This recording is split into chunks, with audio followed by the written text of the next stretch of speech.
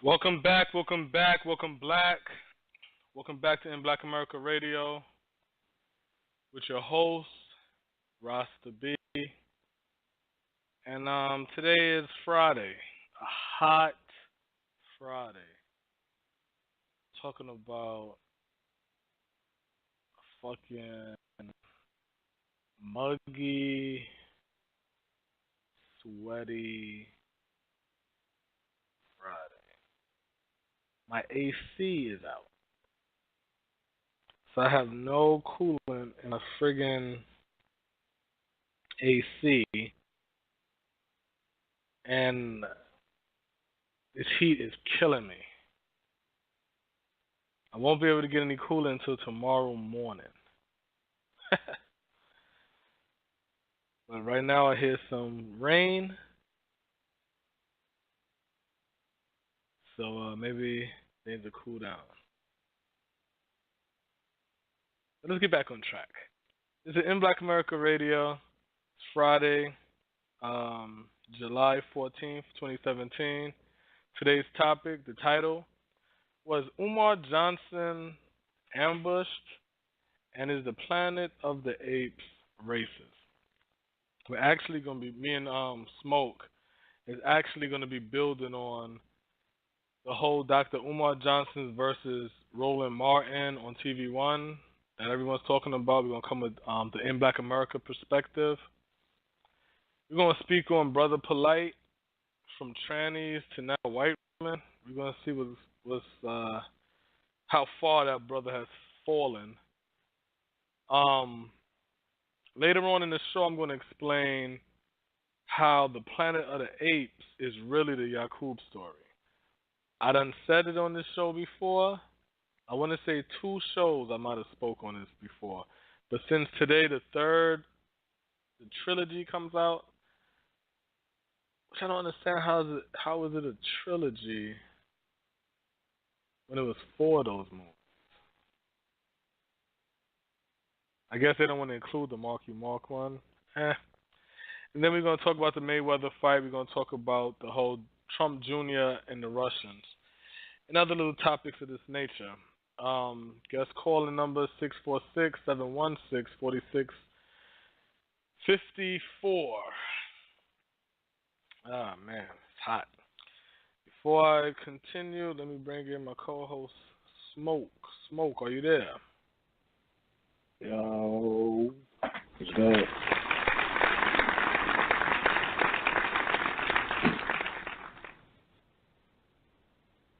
Yo, I'm suffocating in here. Yo, it's so damn hot. Yo, it's like 86 degrees. Nah, you don't hear me. It's 86 degrees and it's... I heard what you said. I feel for you. God damn, man. The wrong time. It's hot as a motherfucker. Yeah, wrong time for real. You know what I'm saying? I know how that goes, though, man. Some nights be long, man. Hopefully you got some Douce or something. Yeah. Oh man, I wish I had some Douce, but that Douce would piss me off. I'll still be hotter. Oh yeah. You know what I mean? Make it worse. Make it worse. I'll be drunk. I'm gonna be drunk and angry. I'll be angry with myself and shit. You'll go stand by the fridge. I'm drink because I'm hot, and I'm hot because I'm drinking. You know what I'm saying? So, shit, what's new, man? It's Friday. Yeah, man. You know, Fridays is always good, man. It's been one of them retarded ass weeks. But, you know, I'm glad I'm here. We at the showtime. Yeah, that's it. That's always it. That's always it, man. Shit, you heard about your boy Tax Stiggity? Yeah, Tax Stone going down, man. It's crazy. But you know, I mean, at some point it was like one of them things you knew that eventually that somebody had to get that, you know what I'm saying? And you know, you saw the first half of, in my opinion, of that coming up when he pled guilty to the other shit, to, you know, the gun charges. So that making your gun. Guilty. Nah, once you got jammed up. Once they put him in custody, no bail, that was it. Yeah, that was the feds that did that. You know what I'm saying? And then Yeah. New York came with the murder charge. So. Yeah. Hey man. So that's the whole thing. Once he got locked, that's when I said, okay, yeah, it was over for wrap. him. I know he wasn't gonna see the light. You know what I'm saying? And you know what I'm saying? It's fucked up to see your brother go down and shit, but you know it's like. But you know what it is? It's two parts. It's two parts because it's two minds. On a hip hop sense, it's fuck Tax Stone all day. Right. See what I'm saying? Because that whole shit was some sucker shit. But on the black man, black people, us as a race shit, it's like, god damn, man, yo, especially the black man, we got to grow the fuck up. That brother 30-something years old, I'm 36. I think he, 33? Nigga born in 83. You know what I'm saying? Yeah, it's like, y'all got an opportunity to make some paper off these internets before they about to shut this shit down. And you rather, and that's the number one issue we got. You rather eat your brother, eat black flesh. We talk all this sacrificial shit, we talk all this Illuminati shit and blood sacrifice and all this shit to get on. The number one sacrifices that we make, that all these niggas make to get on, is eating each other. For you to get on, you gotta kill niggas, shoot niggas, take other niggas, bitches, and all this other disrespectful, derogatory shit just to get a buck. So then what happens is, it's rap, and you get a lot of money with this cooning and rap. So guess what the R&B niggas do when they was crooning? They said, shit, we want to get some of that rap money. So now they rap. I'm not R&B. I'm what is it? R&G and R and Gangster and Thug and B and all this other stupid shit. And it's like, I thought this was about R&B was about romancing the woman. You know what I'm saying? And being smooth to the ladies. These niggas want to impress dudes. So then you get into that. Now you got ball players now. They want that aspects and shit also. Then you got the people. Then you got the people. With the movement, right? Like with the blog, with the not the obviously the blog talks, the movies like the YouTube shits. Or the YouTube shit. When you coming out with your YouTube series, what is it about? Okay, all right, yeah. Yeah, what is it about? Selling drugs, shooting at each other. Every goddamn YouTube show. Selling drugs. You a drug dealer in your neighborhood. You're shooting at each other. Everybody killing each other for more views and likes.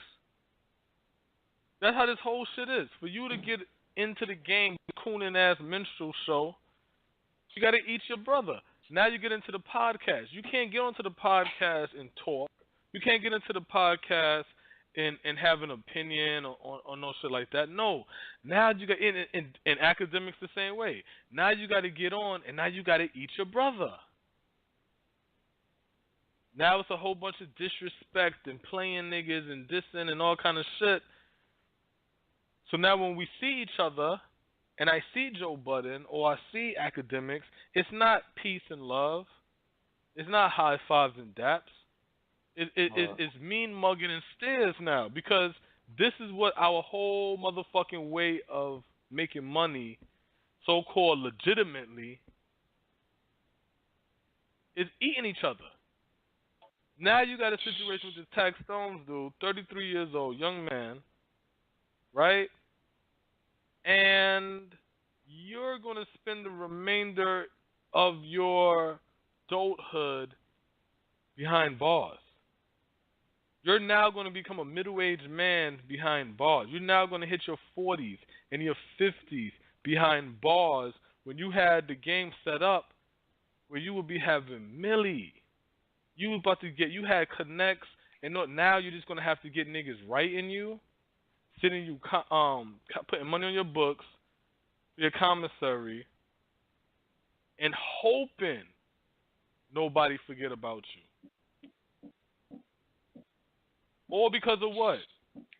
Because you want to get more likes and clout and so-called fake respect out here in this fake-ass world called the World Wide Web with this internet blogging, podcasting, trying to be famous bullshit. And you want to do that off eating your brother instead of standing on your own talent. Just like 50 did the same shit. How the nigga, he write in and all that shit, but now I want to be a rapper. Let me start eating my brother. How to rob. Telling on niggas, ghetto Quran. You know what I'm saying? It's like I got to eat my brother. I can't just... And then you got a situation with Jay-Z, with Jay-Z out here trying to be like, yo, all this dumb shit I thought was cool younger. Yo, man, I'm telling y'all right now, man, don't waste all your time and wait until you fucking 50 or however Jay-Z is. Yeah, 50 to figure out the game. Y'all could do that shit and surpass me at a younger age. Peep the people getting mad. Smoke. Peep the niggas getting mad at Jay saying that, but peep they age. MC Sham said some ignorant shit recently. Peep they age. From Boosie, peep Boosie's age. Peep MC Sham's age. Peep 50's age.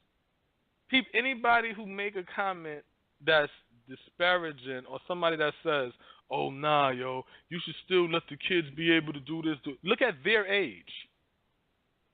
And then wonder to yourself, why the fuck are these grown-ass men co-signing the youth to waste their youth on stupid shit? Because we all we benefit off eating each other. We benefit off eating each other. That's the funny shit, but that's tax stones, man. Then you know the elephant in the room is because you know Troy got to go to jail to court too. Yeah, they say they got somebody to testify. They got. Yeah, they already said they had somebody to testify. Yeah, they ain't no Troy because they've been said I know. They said they had. I don't see it. They said they had somebody to testify when son got out of jail. Or before he got out of jail. One or the other. I know it was right before he got out of jail or something, but they were saying how they had an eyewitness there. You know what I'm saying? So it's like, you know. And you know, it's Brooklyn. Brooklyn to have the nigga testifying, you'll be standing right next to you drinking a beer. Talking about how fucked up it is for niggas to snitch in the hood. That's how Brooklyn is. Niggas sit there and be like, yo, that's foul, my nigga. That's what's wrong with these streets, man. Niggas don't know how to keep their mouth shut. And then you go to court and say this nigga right there pointing. Him, Your Honor. He did it.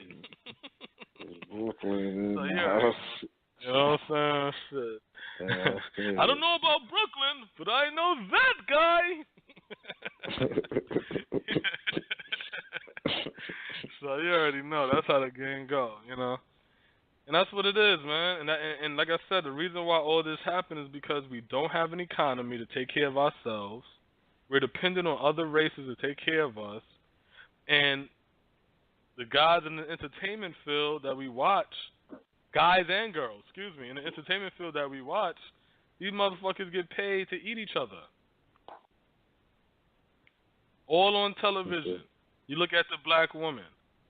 The shit went from who you calling a bitch to every word that come out your mouth is bitch, bitch, bitch, bitch, bitch, bitch, ho, ho, ho. I want to fight all on TV and shit. And again, like I said, these aren't 20-year-olds fighting. These is big 40-something, 50-something-year-old woman. Yeah, big saggy titty-ass, multiple children having ass woman. Come on, you're a grown-ass woman. And you out there, bitch, fighting and why? Why are you doing that, black woman? Because you get a check at the end of that cooning. You get a check after that. Why are you doing that, black man? Because you get a check after that. So then when the babies come up, when the little girls come up now, why would these little girls want to click up or create or build with one another? Why would they do that? Why would they look at themselves in a better light when they're looking up at role models? Because truth be told, it's not about whether your parents are a role model or not. It's always about imagery. So even if you look up to your parents, you still have imagery that as a parent you have to block or destroy or however you want to handle that when it comes to your child seeing this. So if you got a little daughter who looking at grown-ass women fighting and shit like that and letting dudes play them on some straight bozo sucker shit, like, goddamn, this is not even slick guys. These guys is openly, this is not even playing you. This is open disrespect. You know what I'm saying? This is open disrespect. And it's like, and these little girls thinking that that's cute and that's how life's supposed to be. Why? Because grown-ass women are showing this. Then you got these little boys out here. These boys out here, these niggas, yo, it's sad, yo. It's sad. I've never seen so many feminized-looking boys, so many boys that, yo, when they say that these guys out here selling their ass for money, I believe it. Oh, hell yeah. You see what I'm saying? I believe it. Because they don't got no hustle. They caddy. They caddy. They want to, yo, this shit is disgusting. But this is how we make our money, though, unfortunately. Or for all of this spinning wheel. All because we don't got an economy to set the rules and standards for ourselves. So we have to get into somebody else's economy where they telling us, dance, boy. We mad because the Irish boy said that. Yeah, we mad because he said that, but shit, we dance every day, man, to go to work. We dance every day to get the welfare and the food stamp check, to get our Section 8. Remember back in a couple of years back when they had the fucking the Section 8 vouchers and standing on the car throwing the fucking flyers out to the black people, and they all got their hands up like this is fucking a third world country and shit. It's like, yo, man, we such in a sad, pitiful position that I understand why we don't want to deal with our condition. I understand why we rather get high and drink lean and shit. I understand why a lot of I understand it. Yeah, the situation we in is sad, yo. We nothing but bears on a fucking tricycle with a spinning hat, and because white people is clapping because you're able to pedal on the tricycle, we think, hey, look, they like us. They like us. This is progress. This is progress now. No, nigga, you know how to dance now. You know how to behave. You tame. What you gotta say about that Mayweather McGregor shit, whatever his last name is? I mean, they just putting on a spectacle and shit. You know what I'm saying? I know, like for me, just overall with like boxing and all these big things, they go and just do this shit. It's money plays. People come out buy that shit or whatever.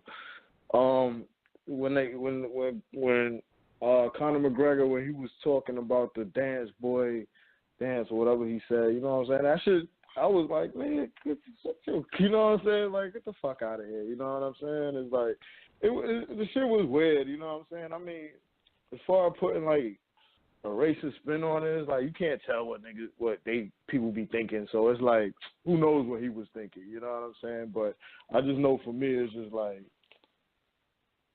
why even get that white boy a play? You know what I'm saying? It's like, why even give him money? You know what I'm saying? He ain't even no worthy opponent in the sense of his record, and he coming from MMA. You know what I'm saying? So I ain't really understand that. Why even have him in play? Let him go have his antics for MMA. And you know what I'm saying? Conor McGregor is funny to me. You know what I'm saying? I look at him, I laugh when I see him talk. But it's like, overall, I'm like, I don't even understand why Floyd fighting him. You know what I'm saying? It's like, it's stupid. You could have fought somebody else. Come on. Now, you already know I be having different perspectives on shit. Me, I don't see nothing racist that Conor McGregor, whatever the fuck his name is doing. Dance boy, all of, let me tell you, Conor McGregor could walk into the ring, right? I mean, to the shit that they doing, he could walk in there with a tie, right? That's a noose. With a black baby hanging off the goddamn noose, and half of the baby getting ate by alligator. I'm not gonna think it's racist. You wanna know why? You wanna know why? You wanna know why, Smoke? Because this is a fucking fight. It's a fight. I don't give a fuck what this white boy say. This is a fight. He can say whatever the fuck he wants to say. This is a fight. This whole shit is about getting into the other opponent's head. You supposed to say to yourself as a black person, I don't care what you say, white boy. Mayweather knock his fucking block off. That's it. All of this crying and, oh, he said boy, and oh, he even turned it up a notch when he talking about he half black from the waist down and all that shit. I'm like, yeah.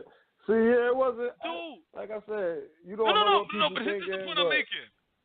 I don't care what he's thinking. My whole point is it's a fight. That's like you right now about to fight a white boy, right? And if you're like, come on, nigga, put your hands up, let's fight. Are you going to sit there and say, hey, wait a minute, don't use those type words on me? You fighting, right? Gives a fuck. Beat his ass. Nah, That's it. what Beat I'm his saying, ass. though, We worry about the words later. I mean, yeah, you right, you know what I'm saying? But also in the sense, Mayweather got criticized for that.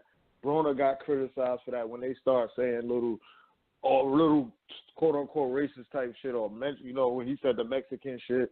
Adrien Broner, you know what I'm saying? Them cats got fined and shit like that. Now, I say it ain't, like, it wasn't really no big deal because you could see, like, he said it like 2 times, if I ain't mistaken. And then he said, he started saying something else. Like, he changed it from boy to something else. I can't remember what exactly he started saying. Instead of saying dance, boy, he started saying dance, son. That's what he said. So it was like, I don't think, to make a big deal out of it. I don't give a fuck about what you want to label this white boy. This is a fight. It's a fucking fight. When he get knocked the fuck out, then we can rehash what was said. But until then, who gives a shit? I can understand if these words and terminology was being used on the floors of Congress or at your workplace, or, you know, something of this nature. This is a fight. That's like right now, if you playing football, right, and it's a black team versus a white team, and you at the line, and the white boy on the other side, he like, damn, I hate I gotta be in front of you, dirty nigga. What you gonna do? You gonna stand up and say timeout and get the officials because he said nigga? Or are you gonna knock his block off? You know what I'm saying? Knock his fucking block. You're in the position where you can do something. So do it. Oh, okay. You know, the nigga, right? Hut. You know we kind boom. of. You know we sensitive. So we train that way, man. We train that way. We don't even see. We don't see, because here's the funny part. You know, Mayweather got in trouble because he I guess he said faggot or some shit like that. So now Mayweather, now they like, oh, he used a slur. And I'm like, y'all didn't even say shit when, you know, with the whole fucking boy shit, but now the faggot, fuck y'all. This is a fight. You know what I'm saying? What are we getting tight about? You know how it is. They throw the shots with the IRS with Mayweather. You know, that story just comes out. He owes this money, and you know, but you know how it is. That happens every time you have a fight. Yeah. You ever notice that? Every time you have a fight, it'll be a controversy that come out. You know what I'm saying? It's yeah. like, you know, hey, whatever. It is what it is. Every it's time. typical shit. You know. Yeah, but it just kills me when it comes to out. black people. Yeah, but see, it kills me when it comes to black people because of how sensitive we are. I'm listening to the radio today, yo. They had this dude on the radio. This nigga sound like, yo, he heated. He like, oh my God, and the rhetoric and the tones, and I don't appreciate it. I said, what? How the fuck are you mad? And this is a fight. I don't understand that. This is a fight. This is a situation where the only how I can understand you getting mad is if he end up knocking Mayweather out after saying everything. Then I can understand you like, oh man, Mayweather got knocked the fuck out, and he was saying all this crazy shit. Then I can understand you a little tight behind that. But this is a fight. Let him say all the shit he gonna say. Once it's time to fight, you do what you do. If anything, how about this for the first time? Black people could do this for the first time. How about for the first time, black people, when Mayweather fight, you stand behind him. Hey, how about that one? Because you know how that shit normally go, right? You know how that shit normally go. You know how that shit go. There'll be a bunch of black people.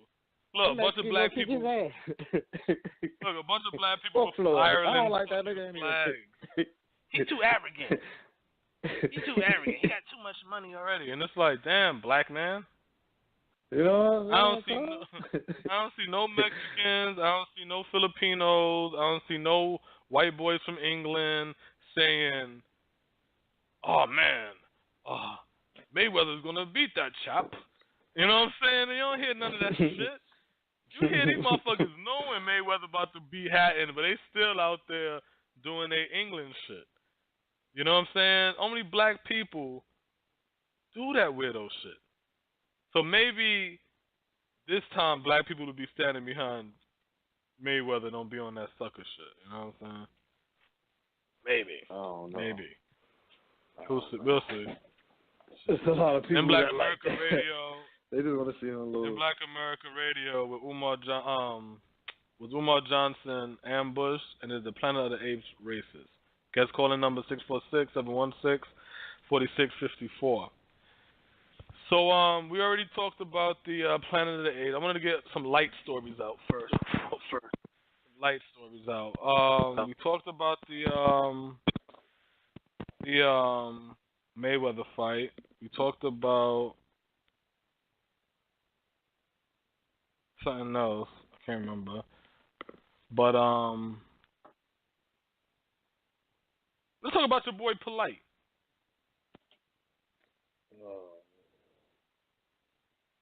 When the last time you heard about him?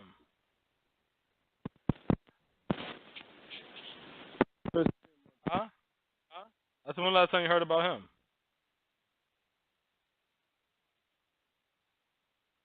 You? Smoke. Smoke, are you there? Are you there, Smoke? Alright, well, I guess Smoke lost signal. So, what I was saying about the Polight shit was that I'm looking at the Facebook and I noticed that Polight have a white woman in an African garb dashiki. So he's now basically trolling, asking, should we? I don't really know what his point was. I can't even remember what the shit was. All I know is Polight done lost his fucking mind. This nigga done lost his mind. So it doesn't even make no sense to even listen to what he's saying and following. The dude just went from that tranny shit. Now he on to this. Now he's on to this. I guess white woman shit. I don't even know. That's some crazy shit. So this is for Polight. They ain't fucking with that crazy shit no more. Again, guest calling number 646-716-4654. I don't know what's happening with my co-host. Right. So shit. Hopefully everything's good. I hear stuff on my side. I don't know. If y'all can't hear me, can y'all hear me out there? What the hell going on with my co-host?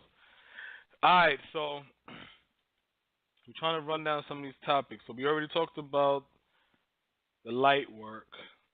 Yeah, you good, Smoke? I hear you. Yo. Yeah, what happened to you? Yeah. Yeah, my headset must be blew out or something. Like, I can hear you, but I'm talking like, yo. You like, yo. Oh, okay. I had to go get another fucking headset and shit. Yeah. All right. Well, shit, before we continue further, we got to call. Yeah, hold on. We got to call 510-910. What's the name? Where you calling from? Hi, this is Awadi. I'm calling from Oakland. Hey, how you doing? Hey, what's going on, brother? Hi. Well, this isn't particularly deep, but I know you asked why the Planet of the Apes was a trilogy when there was 4 movies. Yeah. And I saw that according to the moviedb.org, it's because this current reboot, while it's meant to have the premise of the 4th film in the original series, it's not a direct remake. So I guess that's why they're not going to just do the 4 and just redo it with new people or whatever. It's like it's supposed to be the premise of the 4th film from the original series, and then doing their own thing for the trilogy. So we'll see if it ends the same. But yep. So that's that. Okay. I didn't know if I missed you guys talking about it being like the Yacub story or not. No, I didn't talk about that. We just basically talked light stories, Mayweather, and things of that nature. But yeah, we'll just we could get into the Yacub story with that. Okay. What I wanted to speak on, right? See, it makes sense what you said because I noticed that they hardly talk about the Tim Burton one. They hardly talk about the one with Marky Mark in it. Yeah. They rarely talk about that one. And I'm like, that's the one that really put the icing on the cake. But this is the breakdown for the Yacub, for the Planet of the Apes in the Yacub story. The first one is the Marky Mark, which is supposed to be the end, right?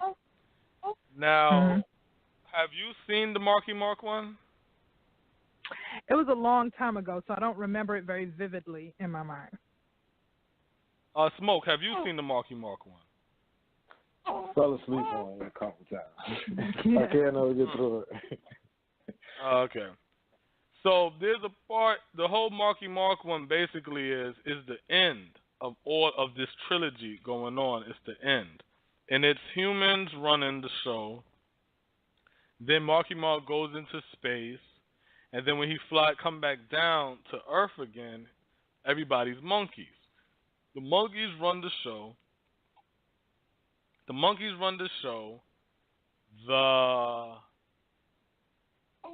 humans are enslaved. So there's a scene in the movie, the ending of the movie, when Marky Mark free his people, then he end up on the horses on the beach, and the older dying monkey or whatever, I don't remember what his name is, let's just say Caesar, but I don't remember what his name is. He is telling the younger monkey, he's like, yo, don't let them get to the end of that beach. He says, why? So he ended up breaking this sculpture that he had, and in the sculpture was sand, and in the sand was a gun. So he says, because they used to rule us, right? Okay, cool. That's light work. Now, there's a scene where in the beginning of the movie, when the humans are enslaved and the monkeys is at the table. So the monkeys one monkey talking to the other monkey, and they say, do you teach your, I don't know how they referred it, but it was like, do you teach your humans or whatever,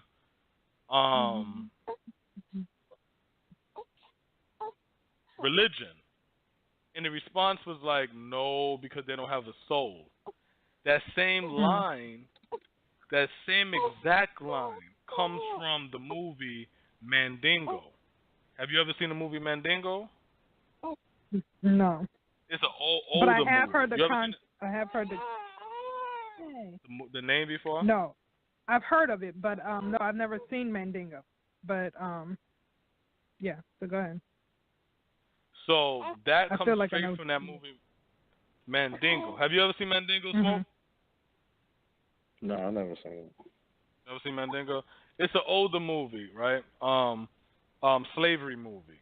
And in that movie, there was a scene where the black people was enslaved, and the whites were sitting at the table, and then the white dude told another white dude, "Do you teach your slaves religion?"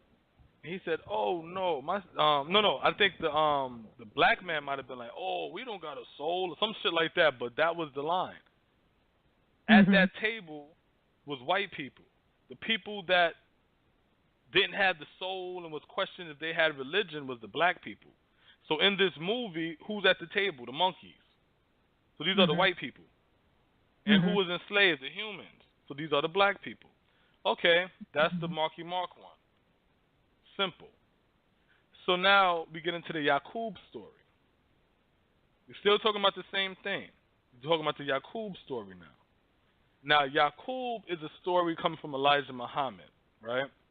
The story in a nutshell is Yacub is a big head scientist who was teased and he played with magnets or some shit.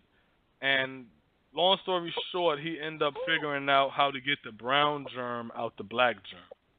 Once he was able to breed the brown germ out the black germ, from the brown germ, he ended up basically getting lighter and lighter and lighter complexion people, all the way down to white. So he bred, grafted white people out of black people. That's how the story goes.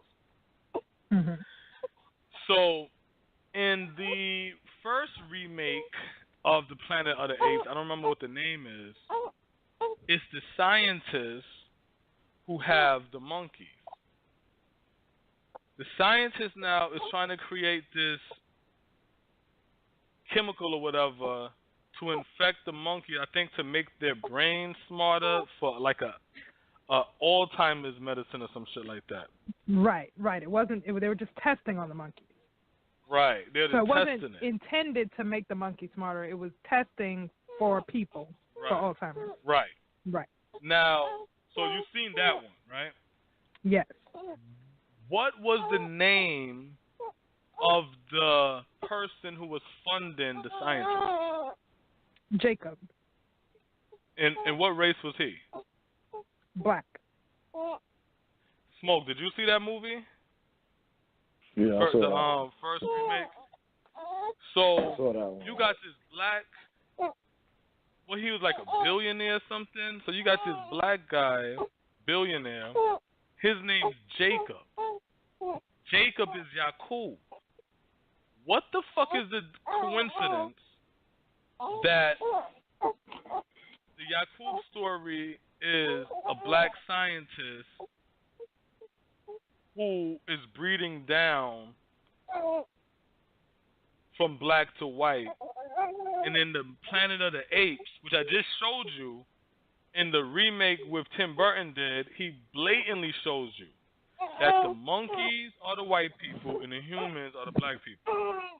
So now you put that same concept into here, and what happens? You got the scientist Yacub, which is Yacub, paying. I mean, not the scientist, the investor Yacub, which is Yacub, paying the scientist now, come out with this Alzheimer's shit. The Alzheimer's shit end up making the monkey smart. The Caesar monkey who was born into the mother monkey who had that spray or whatever. So once that happened, that was a mistake. In the Yacub story, Yacub getting the brown germ out of the black germ was a mistake. Remember that, Smoke? In the Yacub story? What'd you say? Smoke. I said, you know the Yacub story, right? I said, you know the Yacub story, right? In the Yacub story, when Yacub took the brown germ out the black germ, that was a mistake. He didn't know that was going to happen. Fucking with the magnet. He was doing his studies. When he was doing his scientific journal or whatever. So that was, all of this was a mistake. That's when he figured that shit out. The shit that happened to the Caesar monkey was a mistake. Okay, so then what happened to the monkey now? Now they put him. Now we get into part 2. Where they at in part 2? Did you see the second remake? And the Maybe second one, the monkeys are already out they're out in the wild. Because it's still in the first one that Caesar gets put into like the animal, look like he's kind of like in jail. Do the first one. Okay, so let's go there first. Out. Yeah. So Caesar, because that's the part I wanted to get onto first before I left that chapter. Caesar is inside the jail, inside this little gorilla humanitarian habitat or whatever, right? Right. So is it safe to call that a cave? Yes, it was like prison. Okay, so now you have Caesar inside here with these other monkeys who can't read and write and speak, right? Caesar come inside here, he teaches them this shit, right? Okay, boom. Now this race now, I mean these these monkeys now come out this cave, right? Right. Now they come back and they come out into the world, right? Okay. Mm-hmm. They come out into the world, and what happened at the end of that one? The chemical that made the monkeys intelligent started to wipe out the the human population. You see what I'm saying? Okay, when white people came out of Europe and out of this Caucasus Mountains, as the story goes, what happened in the result of them interacting with people? When they come to the natives, when they come to the Africans, bringing them disease and killing them in wars, wiping out the majority of the goddamn population. Correct. So now we get into the second part. They're out here in the wilderness now, establishing themselves. Yeah. But now they realize that the world wants to kill them. They're a small population, these apes. Right. Humans still got a nice little number, but this is relatively small population. Who's the smallest population on this planet? You see what I'm saying? It ain't us. It ain't us. Right. Who's the one constantly talking about population control? Vaccines. Wiping out and wars and all kind of shit, wiping out people's fucking nations and shit like that. It ain't us, it's the apes. Now we get into part 3. The war. Now, I ain't see that one. Obviously, that shit comes out today. But again, what is the war about? It's all about genetic annihilation. Who's going to rule? The original people or this newfound people, these apes? Now, if it ends the way Tim Burton does it, the apes end up winning. You see what I'm saying? So once the apes end up winning, what happened? They end up enslaving the Africans. The humans. Right.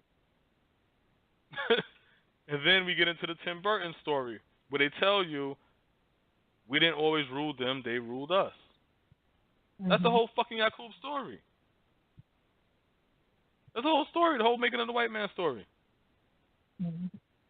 Why is black people running around talking about the monkeys as black people?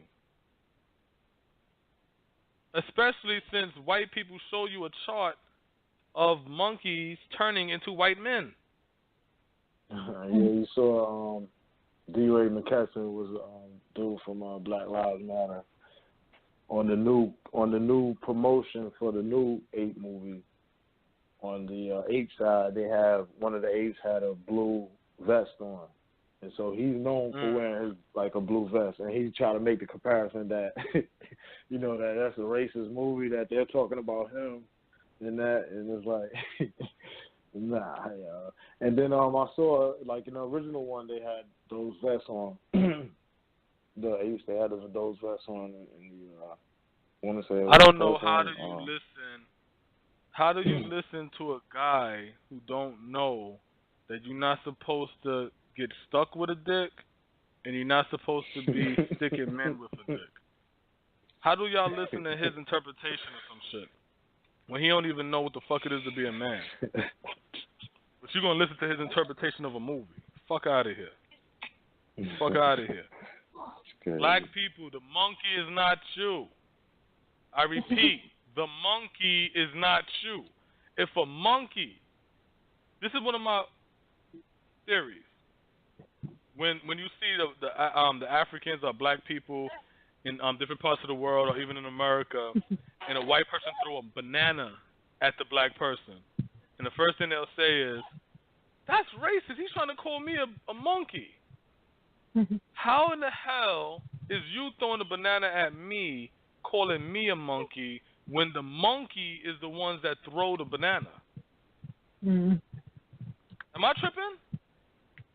No, that makes sense. The monkey throws the banana, right? If a monkey throws shit at you, that doesn't make you a toilet. You see what I'm saying? So if a monkey throw a banana at me, how that make me a monkey? That's the craziest shit. And just to think the psychology, this monkey went to the store to get the banana. Then the monkey went all the way to the goddamn stadium, sat his monkey ass down, and when you were celebrating your win, the monkey threw a banana at you. And then for some reason you thought that made you a monkey. It was just such a weird thing. Such a weird thing. Guest calling number 646-716-4654. In Black America Radio was Umar Ambush and his Planet of the Apes races. So, Ms. Zawadi. Yeah. I'm glad that you called because this is Umar Johnson. I want to talk to Umar Johnson, Roland Martin with you. Okay. Have you seen the video? I have not. I have to get another sister on here. She's supposed to have seen the video. I'm gonna have to ask her tomorrow. But oh no. I ain't mean have her on there like right.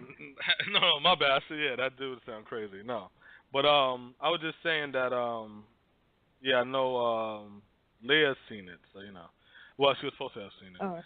But okay, so Umar. Well, all right. So Smoke, you've seen it, right?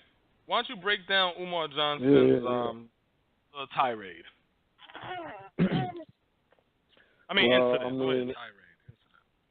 Well, it was the Roland Martin show.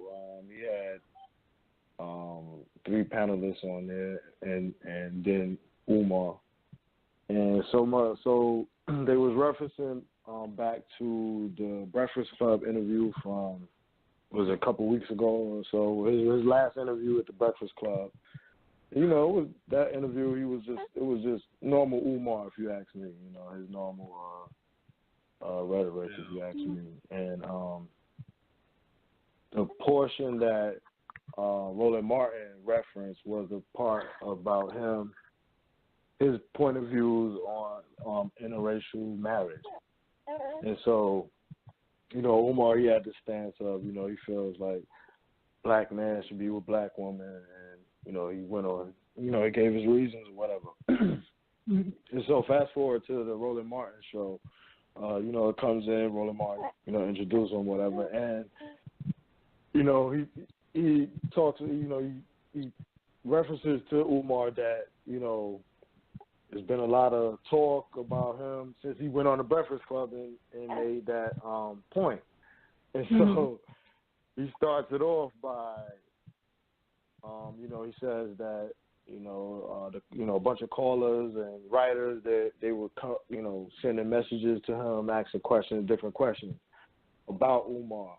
And so the first question he gave him was his educational background.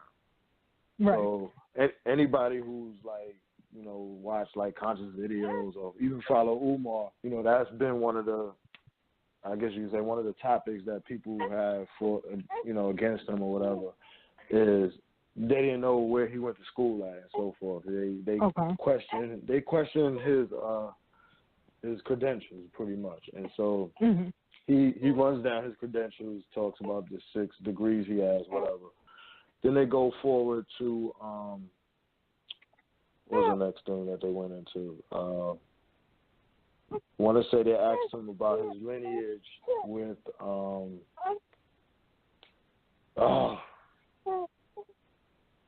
his lineage. What's his name? Yeah, it was his lineage about Frederick Douglass. Frederick Douglass. What? Frederick Douglass, and so they went through that. And to me, I don't all of the understand. Is he questions supposed to be related to Frederick Douglass or something? Yeah, that's one of his. Okay. That's one of his talking points. You know, when he you know, he's giving his speeches and so forth. He talks about how he's related to them, and so Roland Martin came on and he said, well, that was another one of the questions that, you know, the callers had or the viewers had about him was the authenticity of him claiming that. And so before he could really respond on it, he pulls up a letter that's from, you know, the Frederick Douglass, you know, representatives or his estate or so forth, and they're pretty much saying that he's not a descendant of Umar. You know, Umar breaks that down. He said that he wasn't a descendant, that he was a blood relative, and you know, his great-grandfather, great-great-great-grandfather was was first cousins with Frederick Douglass. So, you know, it's just pretty much a bunch of like, oh, well, he said this, you know, respond to it, like, you know, but it was more so about his credentials. They was pretty much trying to like knock his credentials, things that he says, his rhetoric, pretty much. Right. So they go lastly into the interracial marriage part, and from there it was just pretty much you know, him giving his point of view on it, and then it was 2 panelists. I don't got the names right in front of me, but his interaction between those 2 panelists is pretty much the most is what everyone's talking about, and how their point of view was more so they wasn't making any points. They just stood against what he said, and they didn't have anything. So it just turned into like you know, pretty much yelling back and forth. Umar lost his cool at one point in there, and it wasn't really a good dialogue at that point. You know what I mean? But what they was trying to do was disagree with him without actually making a point. You know, they couldn't, any question that he retorted to them, they wasn't able to like make a point out of it. And or if the they last did panelist, make a point, it was weak. Because they might have answered the question, but it was a weak response. It wasn't even strong. You know what I'm saying? And just to even say something real quick too, with the whole him being related to fucking Frederick Douglass and shit like that, and his degrees, all of that to me is moot points. Right. Well, but I was gonna say the fact that they did that, just hearing the breakdown that Smoke was given of what happened in this video, you know, and then going back to the name of your show today, it wasn't an ambush, and it totally seems like an ambush to me because from coming at him like, you know, you know, are you really educated? Where'd you go to school? Are you really, you know, it seemed like everything, every question was geared toward knocking him down, proving you know, trying to prove him wrong or knock him down or show him to be a liar or something. So it seems like everything that was asked of him was meant to attack. And then you get down to the final point where it's just like, I don't think anybody intended to hear him out, understand where he was coming from or anything. It definitely seems like it was an ambush. Yeah, see, the only reason why I don't think it was an ambush is because, he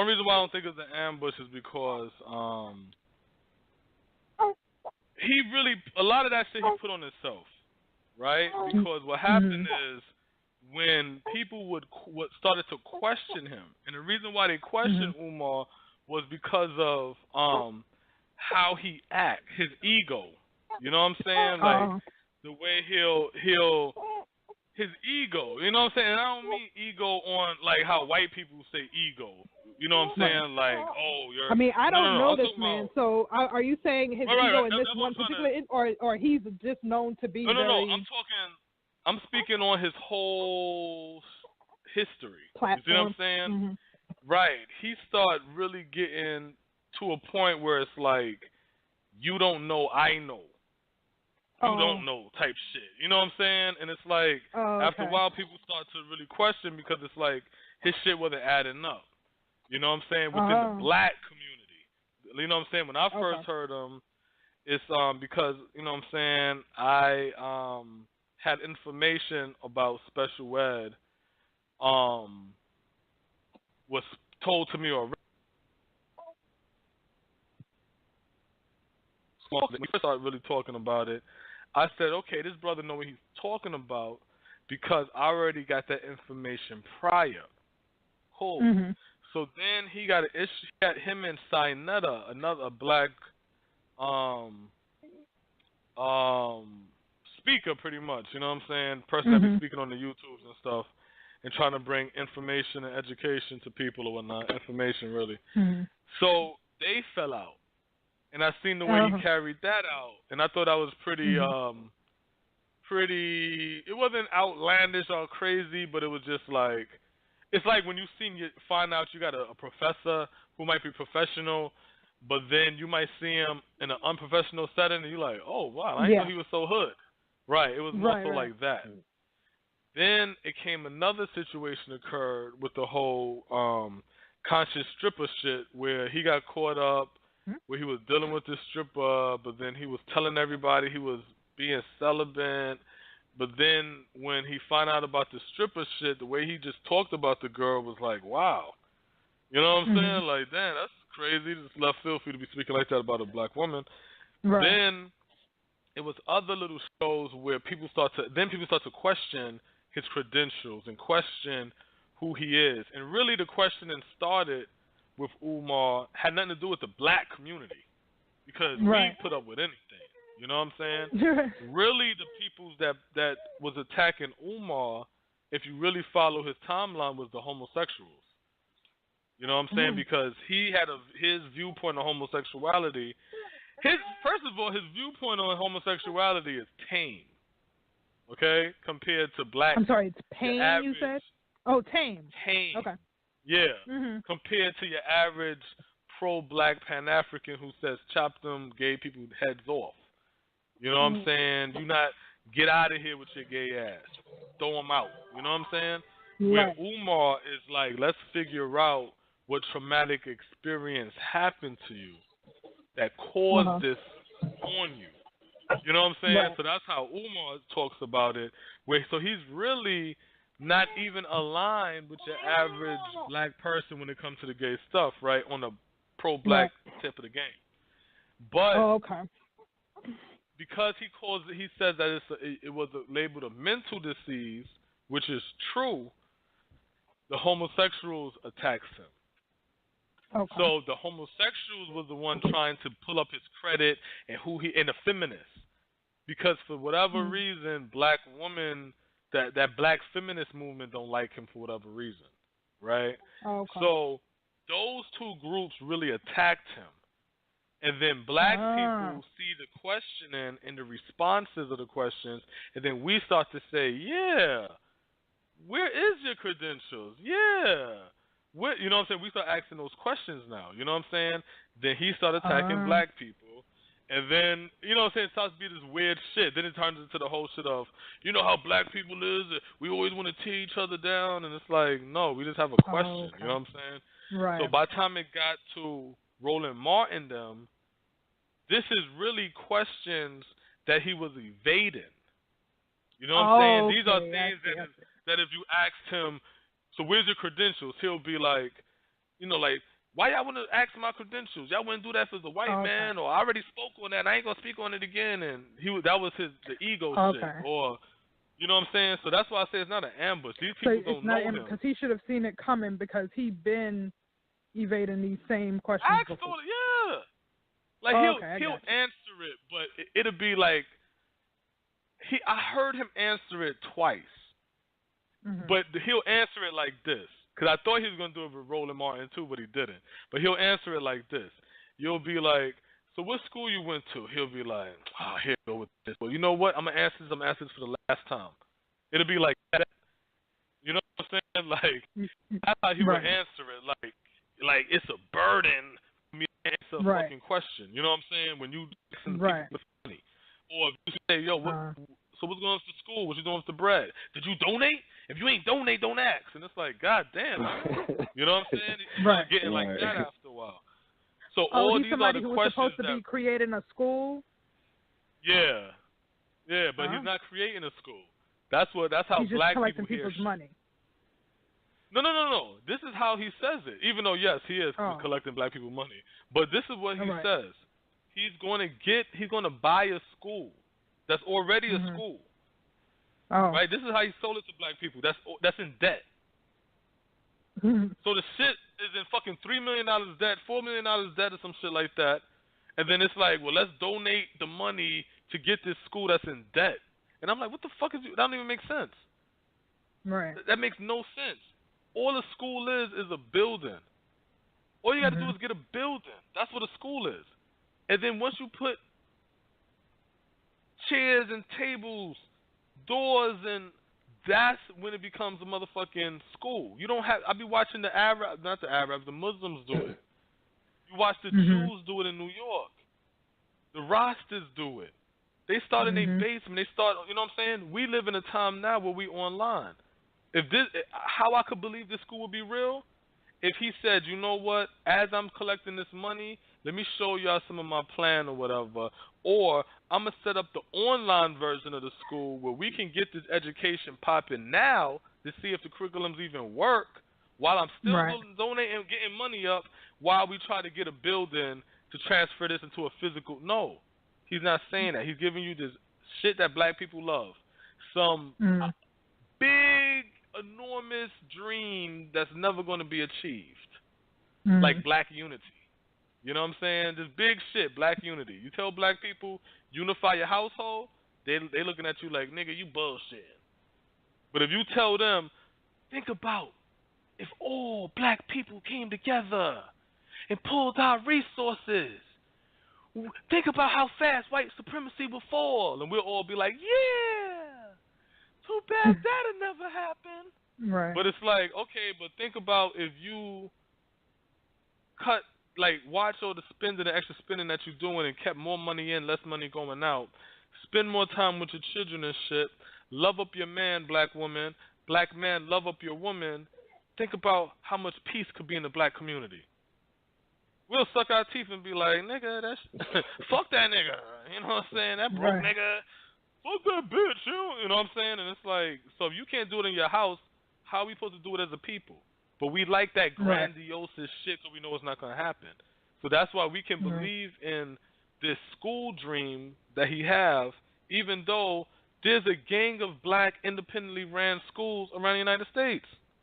That's being funded by donations from the people that go. So it's like, you got 700,000, and you can't figure it out? But you got people that started in their living room, figured it out. There's something wrong with that. You see what I'm saying? That's my problem with Umar, right? But the questioning, no, these are just regular questions that he used to like to evade. Or he'll answer it, but then he'll answer it so fucking rude that it's like dismissive, you know? So it wasn't it was just a list of I'm going to have to look him up and look him up. Yeah. Because let me tell you something. It ain't that he's a bad dude. You know what I'm saying? For the people that don't really know, or the 85 of the deaf, blind, and dumb who's coming into knowledge, listening to Umar sounds like fresh air. You know what I'm saying? It sounds like a glass of fresh water. It sounds new and riveting. You know what I'm saying? It's when you get to the fourth time listening and you realize it's the same shit. And the seventh time and the eighth time, because that's what happened to me. I'm listening and I'm like, okay, he's saying the same rhetoric. Let me give the brother some time to get some more material. And then that's when I got the information about the stripper. And I'm like, the stripper shit? So it's like, yeah, look that shit up. So I'm typing Umar in. I don't see stripper. It's showing homosexuality, War on Boys and his other lectures. Right. I had to type in stripper to get the stripper shit. So when I'm listening to him talk, he says, yeah, he had some donation, $1 million donation for the school, but relative of an NBA player he was talking to, they was about to donate, but when they found out about the stripper controversy, he pulled his money out because he said he didn't want to get caught up in nothing like that. And I'm like, what? I'm like, that's not true, because you couldn't even find that unless you knew that, unless you typed in Umar Johnson stripper. And then I'm like, an athlete have a problem because a single man had dealings with a stripper? Right. That don't even make sense. I could understand if you said he Googled me and said, oh, your viewpoint on homosexuality, I don't want to tie my name with that. That I'd have been like, okay, I can see how that worked. But he said stripper. I said, that's not true. That's a lie. And if you're going to lie about that, because remember, he's a psychologist. If you're going to lie about that, what the fuck else you lying about? And that's when I said, okay, this dude, he on some Deke O'Malley shit. You know what I'm saying? So it's like, I don't want to say, oh, bad dude. Right. But what I want to say, 36 years old with my eyes open, 36 years in the game, I done seen this game before. That's how I feel. I done seen it before. So I don't, you know what I'm saying? That's how I see that. Oh, okay. Yeah, so that's why I don't think he got ambushed, you know. Oh, okay. Makes sense. Yeah. Well, hold on, I have another caller. I'm gonna put you on hold real quick. Caller 314-381. What's your name and where you calling from? Hey, this is Pianki. What's going on, brother Pianki? What's going on, bro?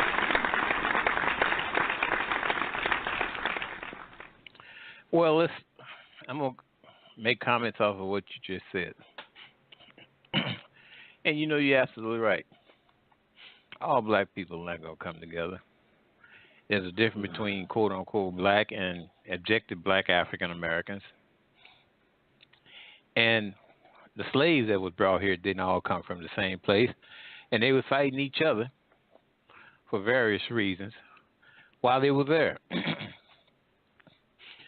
And that's just like when they say that the slave master separated the slaves that spoke the same language. How in the hell did he know what they were saying? Exactly.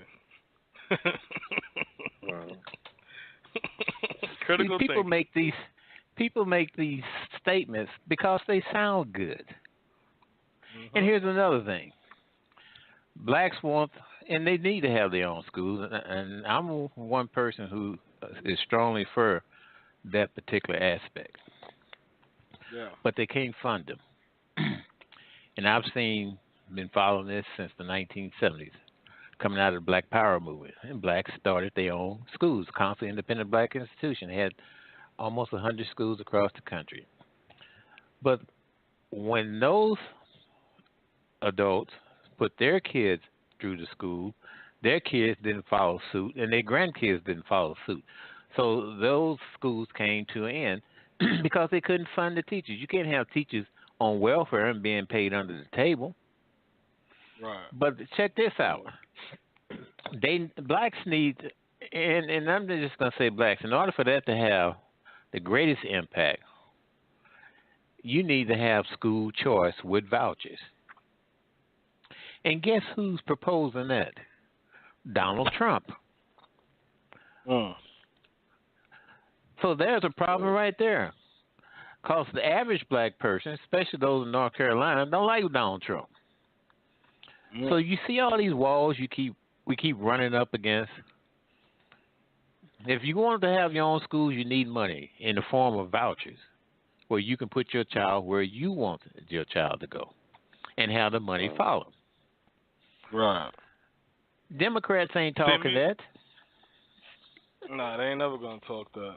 That's why I say that we need an economy, because we had our economy, we can fund schools, we can fund everything and deal with what we got to do, even getting the politicians we need. we can fund them. I agree but we with want to you. do something with no economy. That's crazy. You got to have the economy. You got to have the money. You can't do jack without money. This guy's got this money that he's collected on GoFundMe. Now he's just sitting there watching it, and the IRS is watching him too. Uh-huh. You can't do nothing. Yep. You can't sneeze on that money, and they're gonna come down on you. They already got that case made. They just got it sitting over there in the corner of the desk, waiting on him to make a move.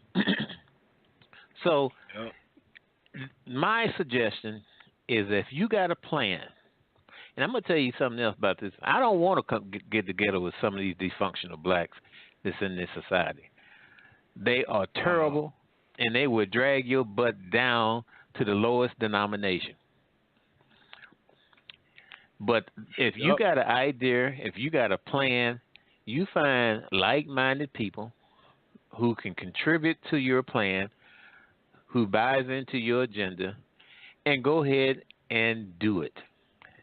That's the only thing that I can, say. Now, blacks should control some black group, cartel, or however you want to define it, need to control the marketplace that blacks consist of in these huge population centers. These Arabs, these foreigners, they should not. And there's another thing. If you're going to go into business, you need to have at least competition as you possibly can.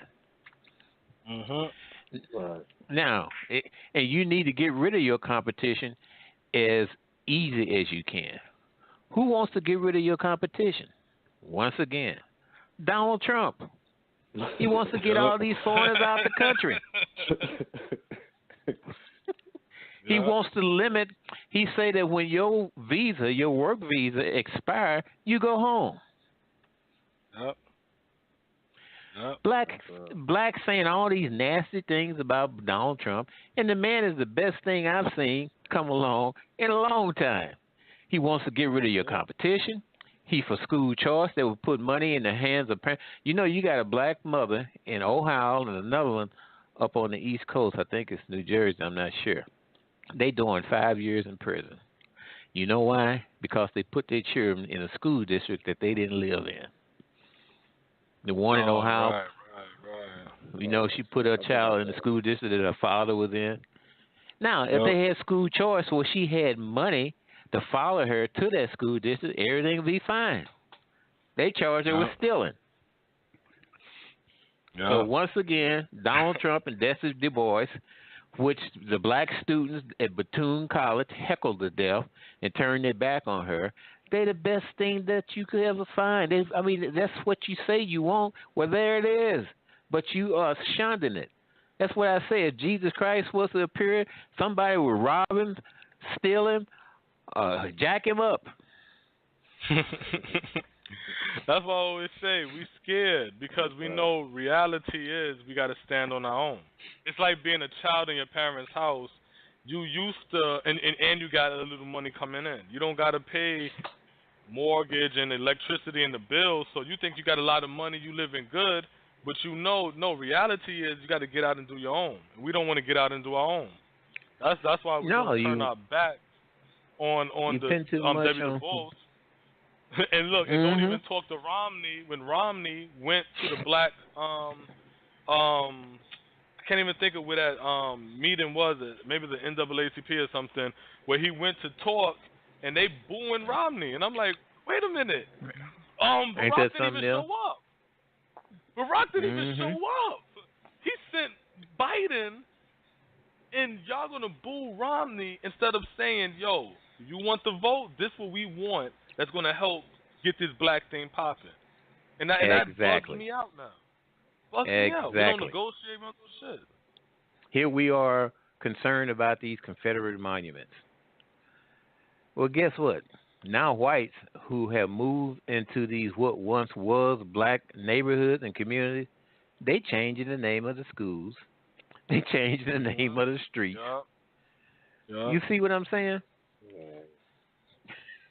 Painting over our murals. All because we want to sit here and we listen to people tell us what we should do instead of saying, yo, we need, even like when the Tea Party happened. I remember seeing the Tea Party, and when I seen the Tea Party, and I'm seeing all of these white people, and they talking about taxed enough and ready, and they going at the Republicans, the first thing in my head I thought, enemy of my enemy is my friend. Black people should either line up with the Tea Party or create a group just like the Tea Party and light fire to the Democrats. No, we let the Democrats tell us the Tea Party racist, so then we're heckling them instead of realizing, no, these are white people fighting the government. Why we ain't teaming up with the majority people to fight the government? I'm like, wow, we bugged out. Well, you know, the government is supposed to make things easier for you to do. I don't want to depend on government. I don't think government don't have no business telling you need to have insurance. You know, that is not constitutional. What government's supposed to do is make things in your favor. Trade agreements, tariffs on imports, whereas they sell much higher than what you're making in your own country. I hear people talk about Africa. Black folks talking about China is taking over Africa. Well, goddamn. Mugabe's been in the president for a long time. Everybody complaining about that. You know, they complain about Mugabe being president for 30-some-odd years. Well, hell, look at John Conyers. Look at Charlie Rangel. Look at John Lewis. Maxine Waters. Maxine Waters. So how you going to complain about Mugabe? And here's another thing. You complain about what he ain't doing because you sitting here, I'm talking to Africans now. You sitting in the United States in the comfort of a living room when you hit the switch to turn the lights on, something happens. But no, what you should do is go home and develop your country. You have access to technology here in the States. Take that technology back to your country and develop it. And stop complaining about Mugabe's been in presidency for 40 years, and he's 90-some-odd years old. That's what, so people like don't think. Weird mentality. Sometimes I think it's because it's too much education. I think it's too much education. Because sometimes I think when you have too much education, you start to think you can intellectualize your stuff out of things instead of just doing it. So you start to think like, well, maybe if I can convince him. No, just ignore him and just get your shit together. Because the beautiful thing about being black and the beautiful thing about the position that black people is in, that means whatever you think of will work because we don't have shit. So you can farm fish. Trump said, what you got to lose? Hey, and that's my shit. Let's roll and this you know, dice. Here's another point. Real quick. Blacks are against homosexuality. We know that. You know, they may not say it out loud. But check this out. When Democrats in the form of Hillary Clinton and Barack Obama go to Africa, and they want to give Africa aid, one of the stipulations is, one, you got to open up your society to homosexuality, and two, you got to open up your society to family planning, i.e. abortions. Well, they don't. That's not in their tradition. But guess who's against both of them? Donald Trump. Them damn Republicans, yep. I always scratch my head at that. I always scratch my head at that. I always say to myself, like, you look at especially the pro-blacks. It's like, yeah, man, and fuck these faggots, man, and the gay people and this population control, and they using that to weaken the black man. Donald Trump, that's right. We're going to get rid of all these gay stuff, Hillary Clinton. We're going to protect the gay stuff. Yo, we don't want Trump winning, yo. Hillary got and I'm like, wait a minute. Hillary's for all the gay shit, and the shit you saying is killing the black race. Why you don't want to deal with? That's crazy. I'm like, yo, y'all trippy, man. Trump already done away with that transgender in the schools. You know where Obama said, what Obama put in place. So man, it's see here's and I'm telling you, I want y'all to think about this. Some of the things you try to fight, you ain't gonna win. It just ain't no end to it. whatever you want to do, sit down with some people with like minds, like agendas, like a thought, and go ahead and do it. Don't be trying to bring in a whole bunch of Ray-Rays and Babies and all that stuff. I agree with that. I agree with that. And go for the economics. Control that money and educate your children. Don't let your children choose their own majors. You direct them in something that's going to pay money. God damn it, we got enough of psychologists. I know we got enough fools running around. But hell, that stuff don't pay no. Somebody majoring in Black history, that ain't paying no money. They ain't paying shit. We need engineers. You know what I'm saying? They just seen. I was just listening. I should have wrote this shit down. They was talking about because they deporting all them damn immigrants and shit. It's a shortage of jobs, high-paying jobs, because they don't have the people qualified to work it. And it's like making apps is one. And I know there's a gang of Black people out here that make apps, because I be hearing this shit. And I know it's all in like software and technology. So we need to really start to open our eyes and look, because not even to working for them, but the ones who can, work for them, learn what you can. The ones who can't, start building within.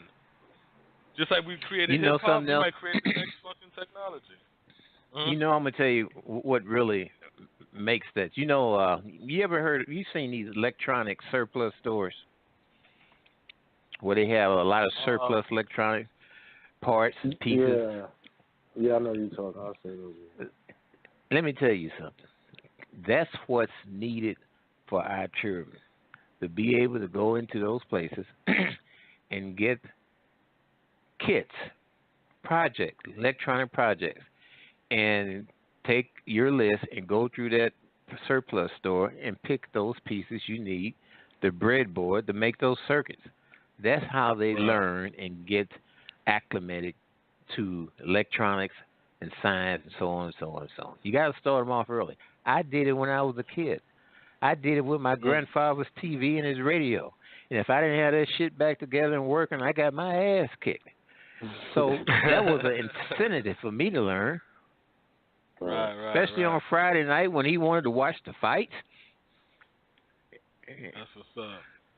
That's a good way to learn, hands on. Yeah, but I definitely believe that, because you have to, and I always preach that. You gotta instill a lot of this into the children, because you can't look at, like, we gotta die off. You know what I'm saying? So the babies could live. But we gotta pass this information that we know to them, so they become better versions of us.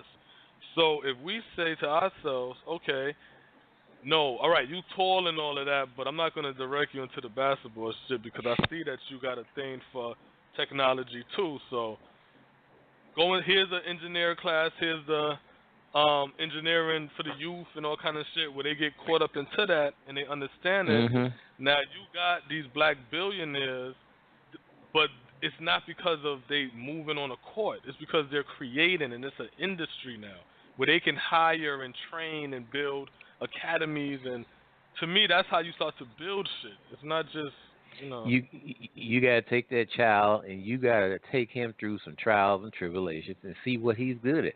Now, I'm not saying walk away from sports now, because Blacks takes too much money off the sports. Oh no. I know your perspective on that one. I know your perspective on that one. but expose them. You know, like my grandson. My grandson is an excellent baseball player. He plays for LSU's traveling team, and I got him in engineering and business with an energy minor. I said, you gonna do this. You gonna either do one or the other, and I support you in both fields. I've been training him in baseball since he was 5. But that's what you got to do, man. You just can't turn. And you have to have your child independently evaluated and assessed. Don't go by that report card that they send home, because them damn report cards is lying. Report cards say your child is doing 7th grade work. You have them independently assessed and evaluated. They may be doing 5th grade work. And it shows off when they go to college. You know, they may get some scholarships that first year, but if you don't maintain that GPA, that stuff goes by the wayside. Now there you are, either out there fooling with them loans or you having some other difficulties. Mm. Yeah, that's some crazy stuff.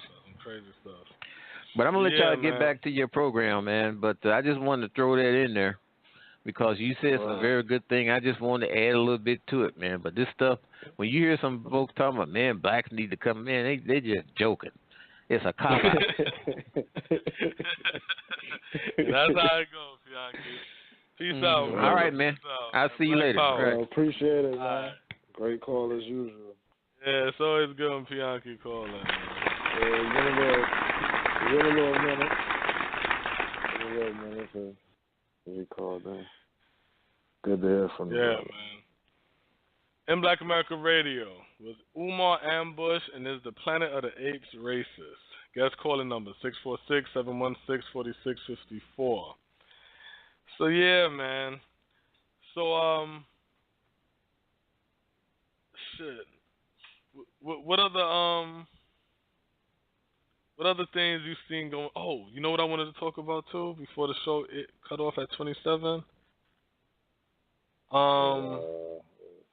Jared Kushner. Nah, I want to talk about the brother Ben Chaffetz. His wife died. Ben Chaffetz? Yeah, Benjamin Chaffetz. His wife died. Her name is Martha Rivera Chaffetz. Yeah. So yeah. They said the wife of civil rights leader and National Newspaper Publisher Association President and CEO Benjamin F. Chaffetz Jr. has died. Rivera Chaffetz died at her home in Montclair, New Jersey at 3 a.m. Thursday, July 6th. She was 53. So it says she's the First Lady of the NNPA and as the former First Lady of the National Association of the Advancements of Colored People from 1993 to 1994. Martha Rivera Chaffetz was a loving mother and a strong advocate for freedom, justice, and equality in the United States, Africa, and the Dominican Republic. Chaffetz said in a statement. So yeah, so she passed, you know what I'm saying? So I want to make sure I said that to the sister. So yeah, Smoke, man. What's going on, brother? You know how it go, Big Friday. Yo, was you what other drinks was you gonna what other topics you had up on the menu? You talked about that. Before I got cut off, you was mentioning Polight. I don't know if you had touched on it while I ran and got my. Oh yeah, you know it's like. Let me talk about something important first, then I'll talk about that shit. Yeah. We got about this is for Africa. The tobacco industry's dirty war for the African market. So it goes like this. British America Tobacco, BAT, and other multinational tobacco firms have threatened governments in at least 8 countries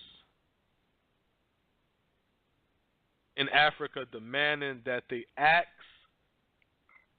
or dilute the kind of protections that have saved millions of lives in the West, a Guardian investigation has found. BAT, one of the world's leading cigarette manufacturers, is fighting through the courts to try to block the Kenyan and Ugandan government attempts to bring in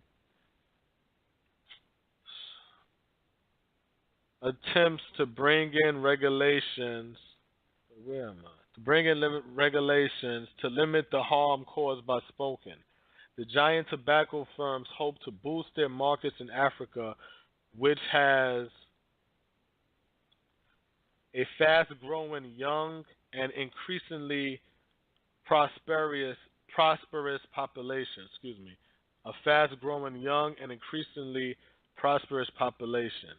In one undisclosed court, document in Kenya, seen by Guardian, Bat's lawyers determined the country's high courts quash in its entirety a package of anti-smoking regulations and rails against what is called a capricious tax plan. The case is now before the Supreme Court after Bat Kenya lost in the High Court and the Appeals Court. A ruling is expected as early as next month. Bat in Uganda asserts in another document that the Bat Tobacco Company. Hold on, I got this stupid thing. Shit, man. Yeah, Bat in Uganda. Okay, the Guardian has also seen letters, including 3 by Bat, sent to the government of Uganda, Namibia, Togo, Gabon, the Congo, Ethiopia, and Burkina Faso, revealing the intimidatory tactics that tobacco companies are using, according to governments, of breaching their own laws and international trade agreements and warning of damage to the economy. BAT denies it is opposed to all tobacco regulation, but say it reserved the rights to ask the courts to intervene where it believes regulations may not comply with the law.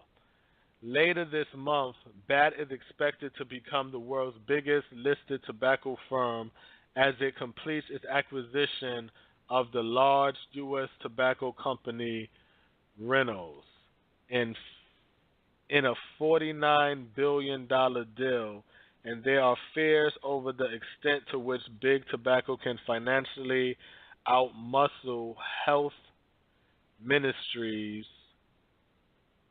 in poorer nations. A vote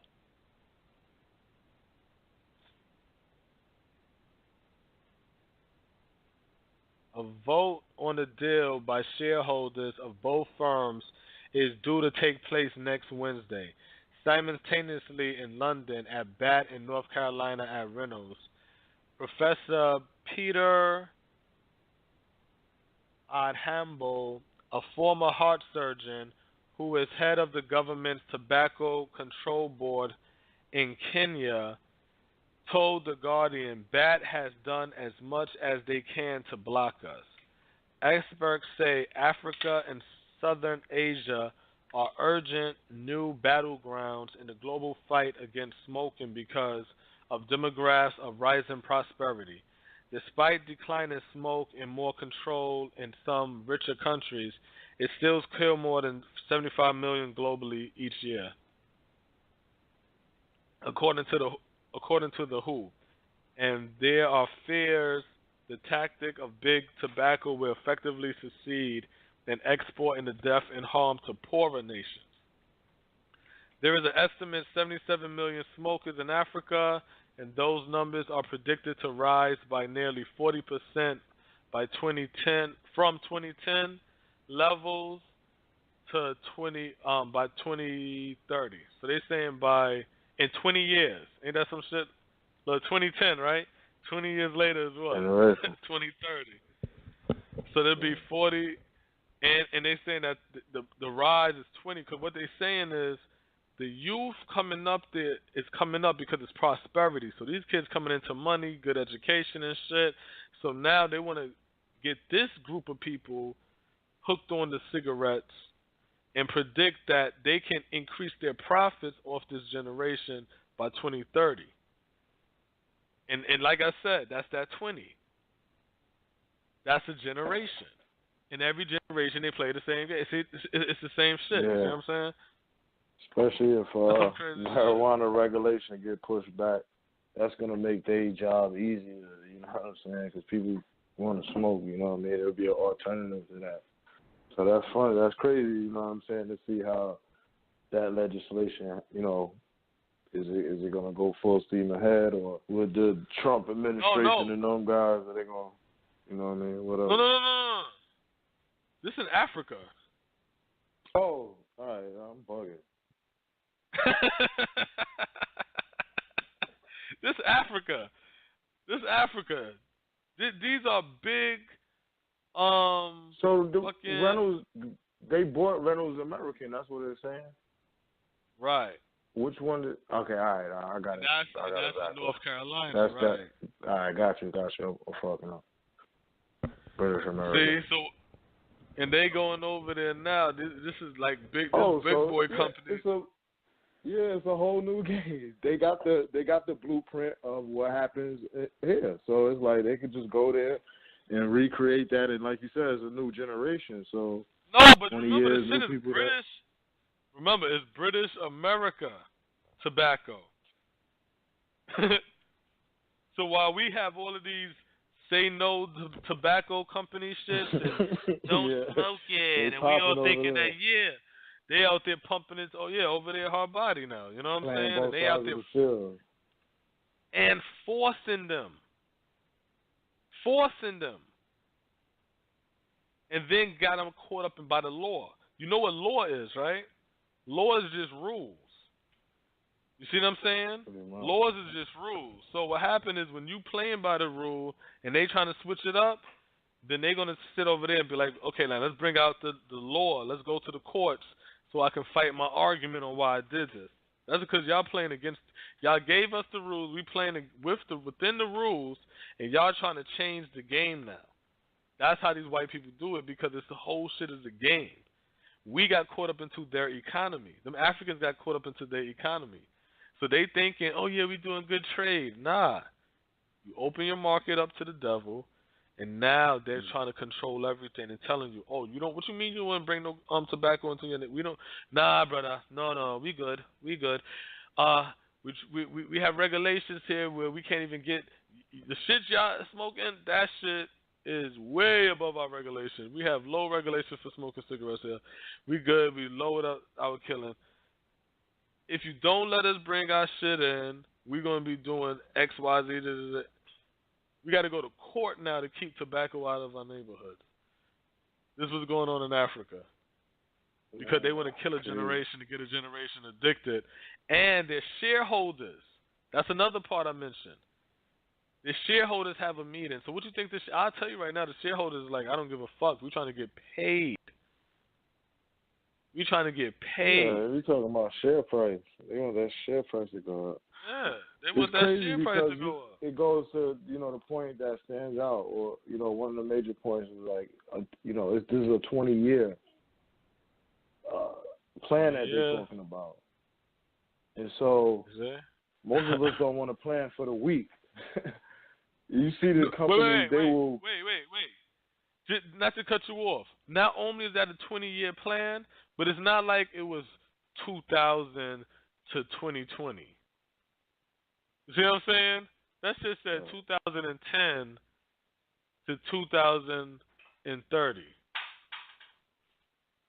That's what it said. It didn't even say even. It started at 2010 and said, and by 2030 it should be a 40% increase. And it just so happened to be 20? No, because 20 is a generation. They're attacking a generation. They're attacking a generation. While over that same 20-year period, whatever the increase is in smokers is going to be that increase in death and disease that's caused from that shit. While on the flip side, the people who taking advantage of this planning and these killings and spreading the sickness and all this big tobacco, 20 years they making money. 20 years they establishing a foundation for their next generation and 2 generations down. So it's like not only do they make their economy stronger, make their legacy stronger, they killing off somebody's legacy. They profiting off of that. So it's crazy, man. It's like, hey, man. And because tobacco only sells one thing, and that's death. Right. So, I mean, think about that shit. Tobacco only sells one thing. Tobacco, you can't cook tobacco. Tobacco only sells one fucking shit, death. So, this big tobacco company is they said in the richer neighborhoods and shit like that, well educated and shit like that, they're not even fucking with that shit. That's where all of the stay away from the smoking campaign go from. They push it to the poorer nations who know they're gonna be sucking down them cancer sticks. Right. You see what I'm saying? So it's like at the end of the day, for them to say we going to the courts to send our cigarettes there, it's like that's sickening. That's like you hearing somebody saying, I'm going to the courts to bring in crack. And you got the Kenyans and shit like, no, sir, we good. We already got your we already have your weed. We already have some mushrooms. We good. We don't want nothing else from y'all guys. And they like, yo, man, we got some crack here. Nah, we good. We good. Need it. And then we're like, yo, we going to the Supreme Court. We going to the Supreme Court with this, yo. Yo, listen, I'm telling you, if you don't let us pump this crack into your fucking country, then we're going to stop the shipment, or we're going to, because they said they did intimidate and try to be intimidating and shit. They breaking laws and shit because they saying no.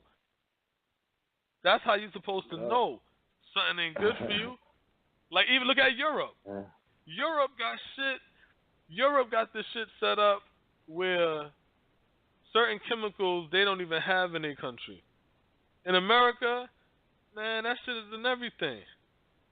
That shit's in everything. We got high fructose corn syrup. That shit is in everything. This is made with mercury and shit. That shit is in everything. The lengths that they go through to you know, in this case we're talking about tobacco, but you mentioned high fructose syrup and all these other things. They making money off of this shit. It's like they putting it in. It's killing you. Us down. And it's like, you know, how many high fructose corn syrup drinks have been sold in the black community, or malt liquors sold in the black community, and it's like these people are establishing legacies off of that shit.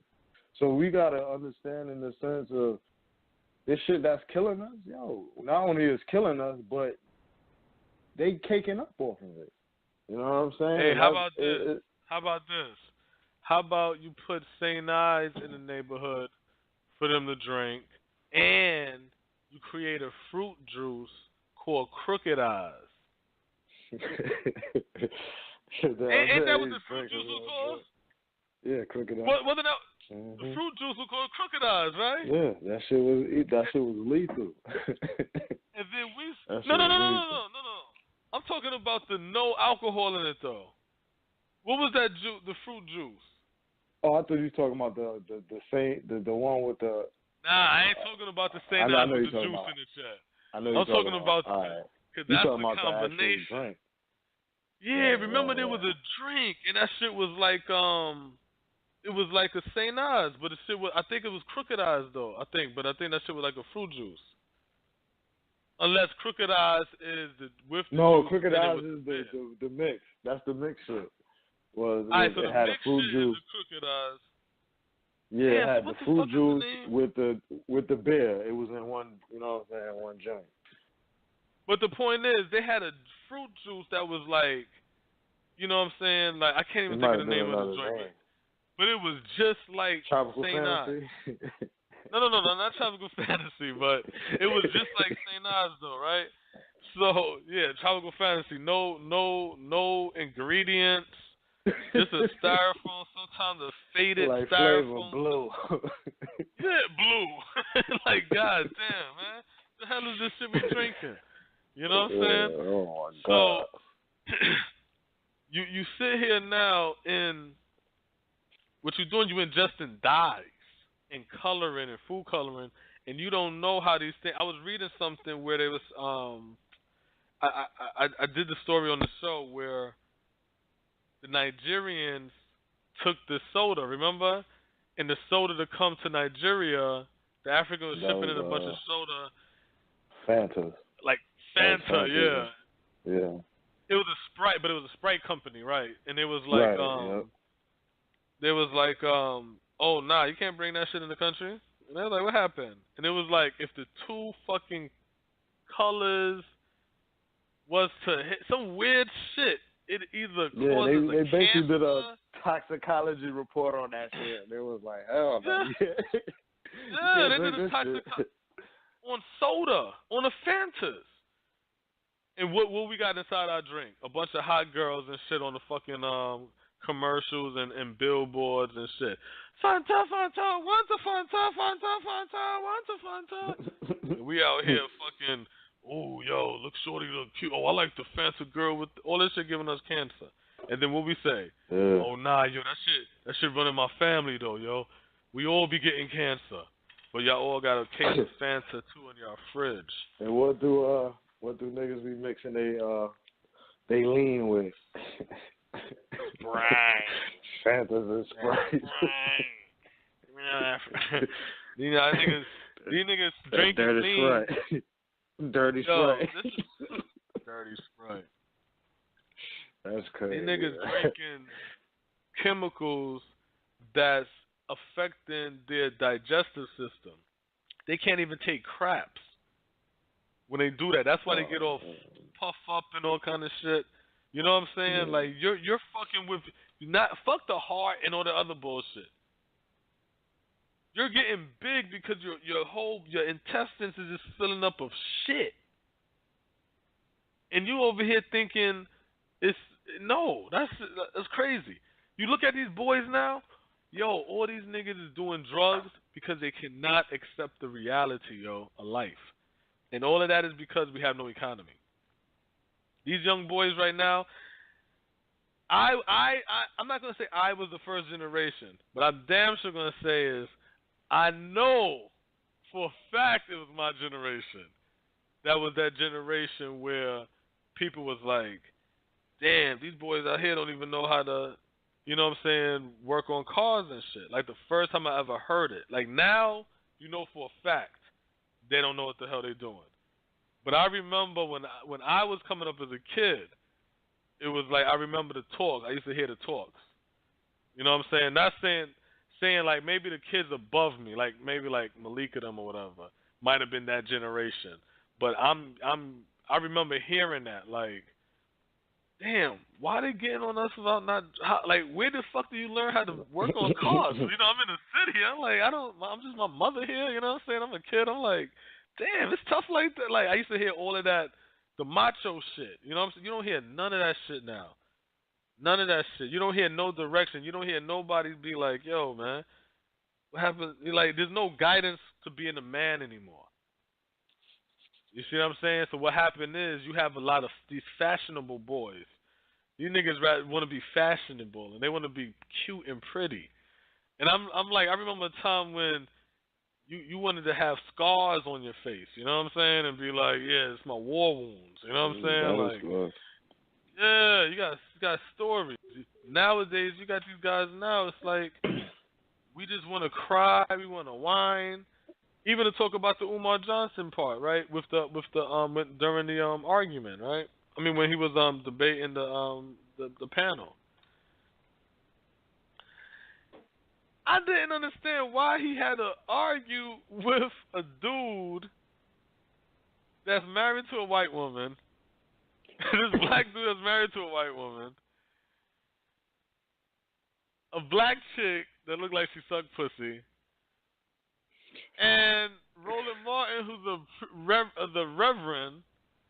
And the black dude, like, he's an intellectual. So it's like, once you got on there, you should have already known, alright, these people's against me, so I ain't gonna let them rattle me. I should be used to this. I've been speaking this long. Nah, you a coon, and I'm like, God damn, man. You the one that went to college. You went to college, man. You supposed to have you know what I'm saying? I mean, that's his. You know, that's a little chink in his armor that I see. You know what I'm saying? It's like he get emotional when it comes to certain things. You know what I'm saying? And you know what I mean? When he was what was it, that video he was talking about when he had the shit with Seti, and he was just going back and forth, and it was like, it's like you know, you expect it from certain people and shit, but it's like he'll go for that hood will come out on him. You know what I'm saying? So that's like one of his his little chinks in his arm or whatever. Yeah, but see me, I don't get it because my whole thing is this. I get it when you're young. I don't get it when you're older. If you was really about all of that, you know what I'm saying? I get it when you're young because you're gonna have that fire. But when you get older, it's supposed to be like, yo, I'm not. But he also a psychologist, so he should definitely not be losing the mind game with nobody. Right? No. Say that again. Say that again. Say that again. Him being a psychologist, he should be winning the mind game against, the average person. For him to be, emotional based off of what somebody said or done, he should understand the coon. That's his profession. Right. He should know that's his profession. So, why would you trip? Your topic is that they're not even tripping about the fact that you said that they're not even questioning him down hard. Like, this is what I would have liked. They would have questioned him down hard like that about the school. Well, where's your plan? Who else is with you? How, you know what I'm saying? Like, no, they wanna argue about, because he said a black man should be with a black woman, a black woman should be with a black man. And that's sad that that's even controversial in the black community. So black people just got to understand, and I don't see why I even have to say this, but it is standard. It should be standard within the black community that black man, you're with the black woman.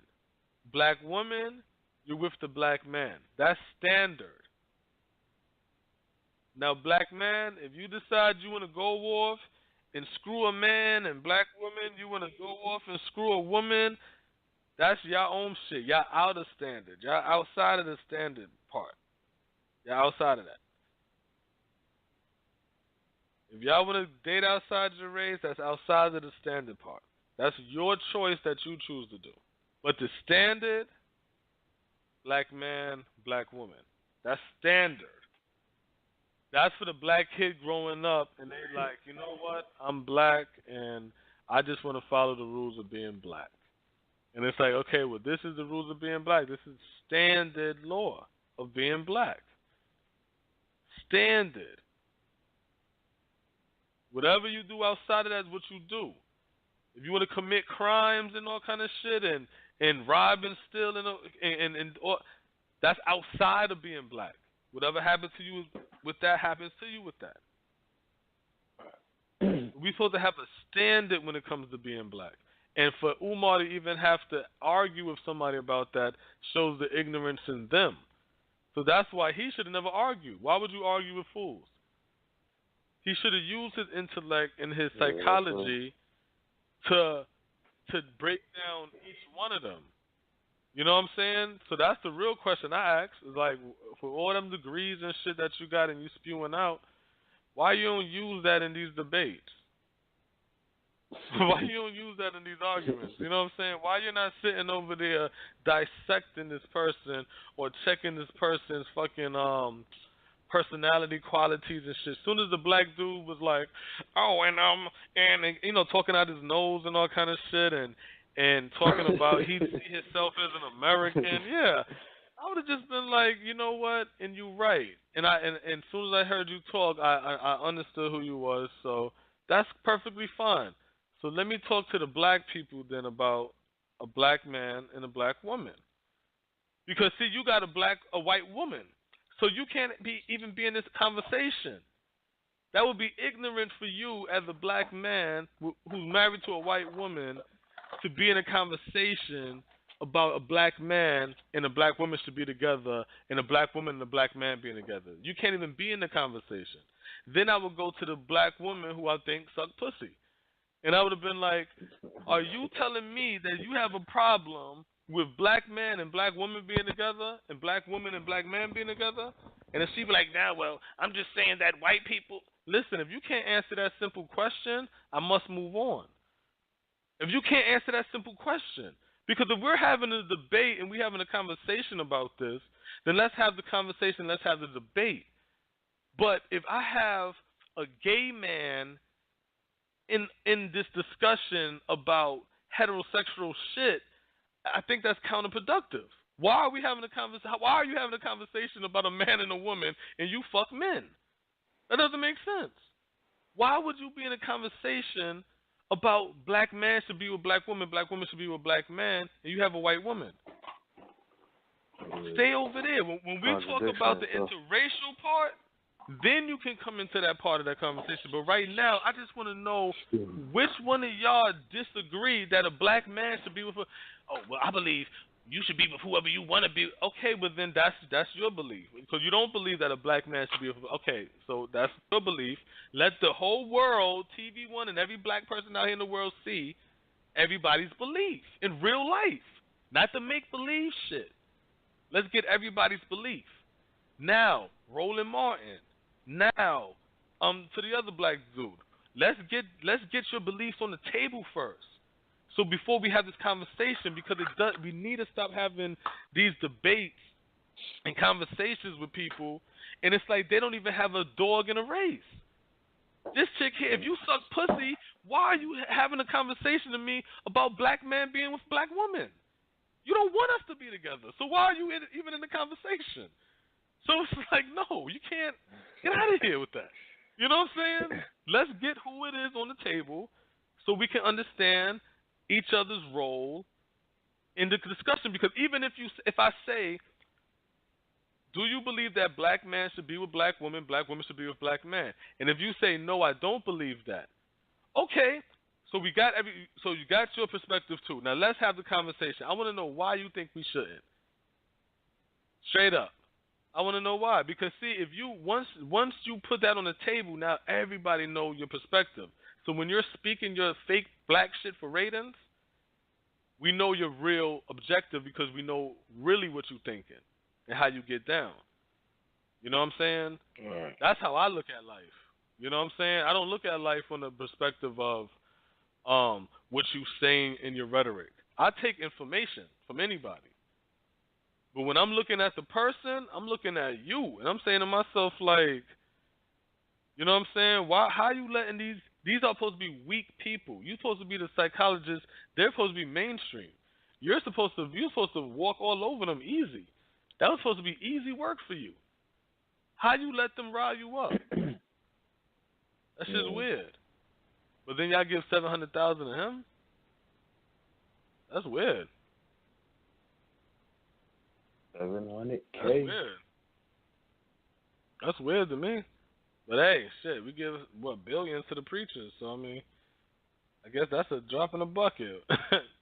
You know, and like I said, more power to the brother because on the, you know what I'm saying, the typical black side of the game, you want for whatever he's doing or trying to attempt to do to work. You just know it ain't. You know the end game already. You know the end of the story. It's like you seen your cousin fucking putting cocaine in vials and cracking vials and shit and bagging up coke and shit, and then he like, yo, don't worry, yo, trust me, everything gonna be okay. He jumps in the car and drive off, and you looking like, man, I ain't never gonna see this nigga again. I ain't never gonna see him again. You know what I'm saying? It's like, I hope it work out, but I don't know. You know what I'm saying?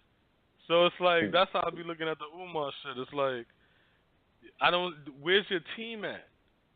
Where's your plan at? You see what I'm saying? You're not even displaying your school. You're just talking about, and then you're not even, look, this is how I got to the point now. You're not even talking about the school no more. Now you're talking about, now you're playing Where's Waldo with the school. You know what I'm saying? Every time you go to another state, you're looking for schools. You know what I'm saying? It's like, like, what the fuck is going on? You know what I'm saying?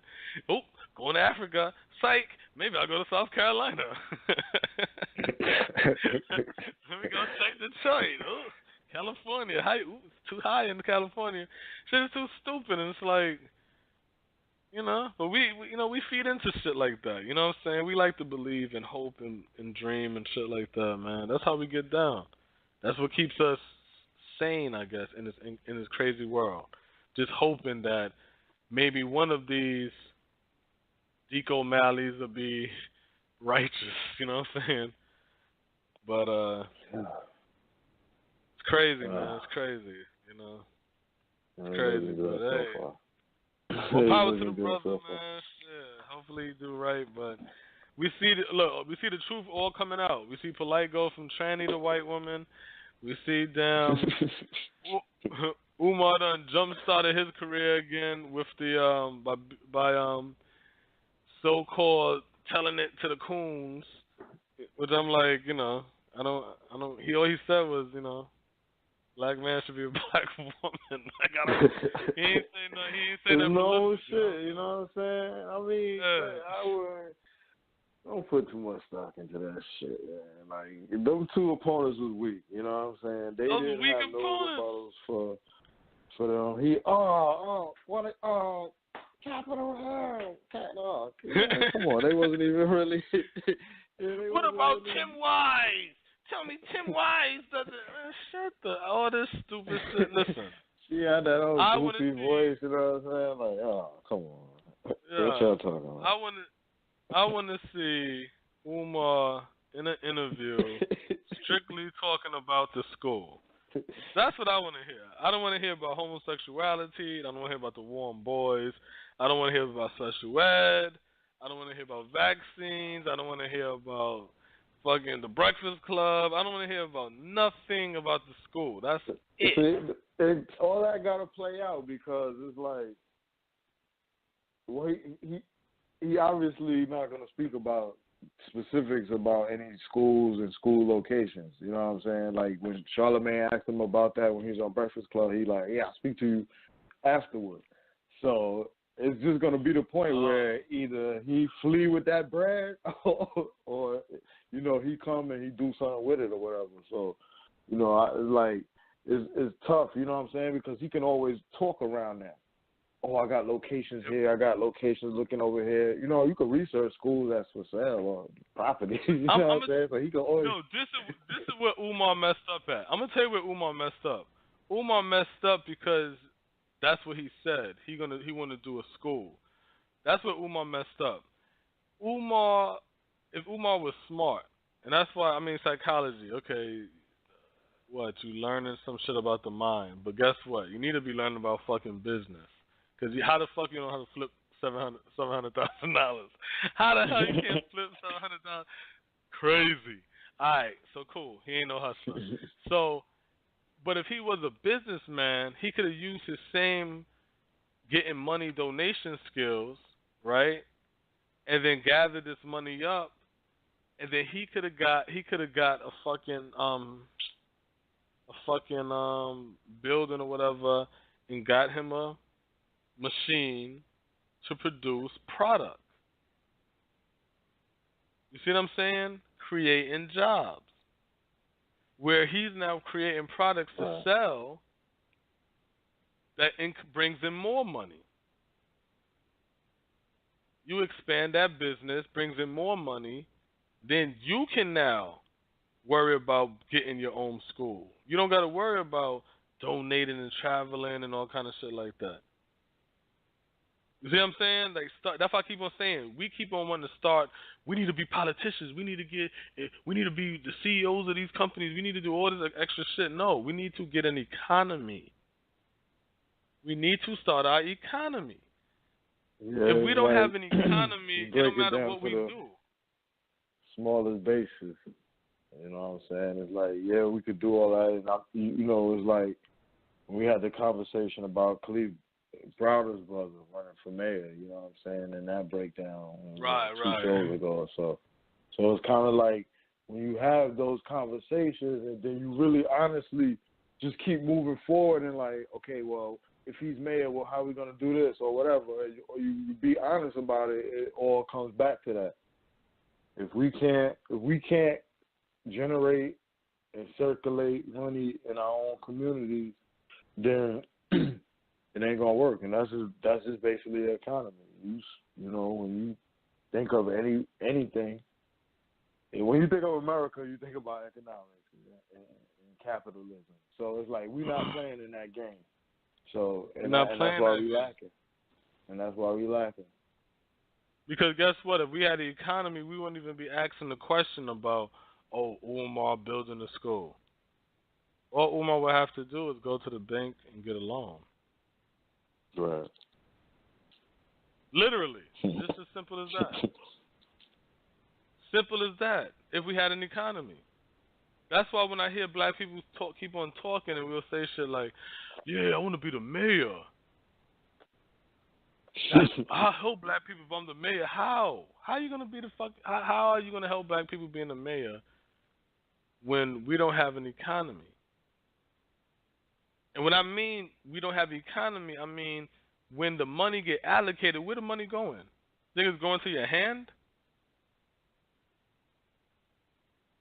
Where the money going? So if you sit over there now and they allocate money to your community, where do you fucking think it's going? You got to let it go to the industries. It goes to the damn business people, and we talking righteously now. We talking the black side. We're not talking white business. The business people expanding businesses and shit like that, they doing they 1, 2 things and shit with the bread. That's now they able to hire more people and shit, pay more people, increase salaries and shit like that. You dig what I'm saying? So it's like that's how you get more funding and shit. Correct. Because now you got the mayor now saying, oh, okay, what we're gonna do is this. I just came from China and did a trade deal where now we're getting our fruits and vegetables or our whatever's our some shit we create or whatever we doing, we're shipping those to China. And that's coming from the black community because we have an economy. And our money, let's say Baltimore, it's a black economy, and our money funds this mayor. So because the people fund the mayor don't need the money from the lobbyist group. So when the mayor goes out and doing business and doing these deals and shit like that, guess what?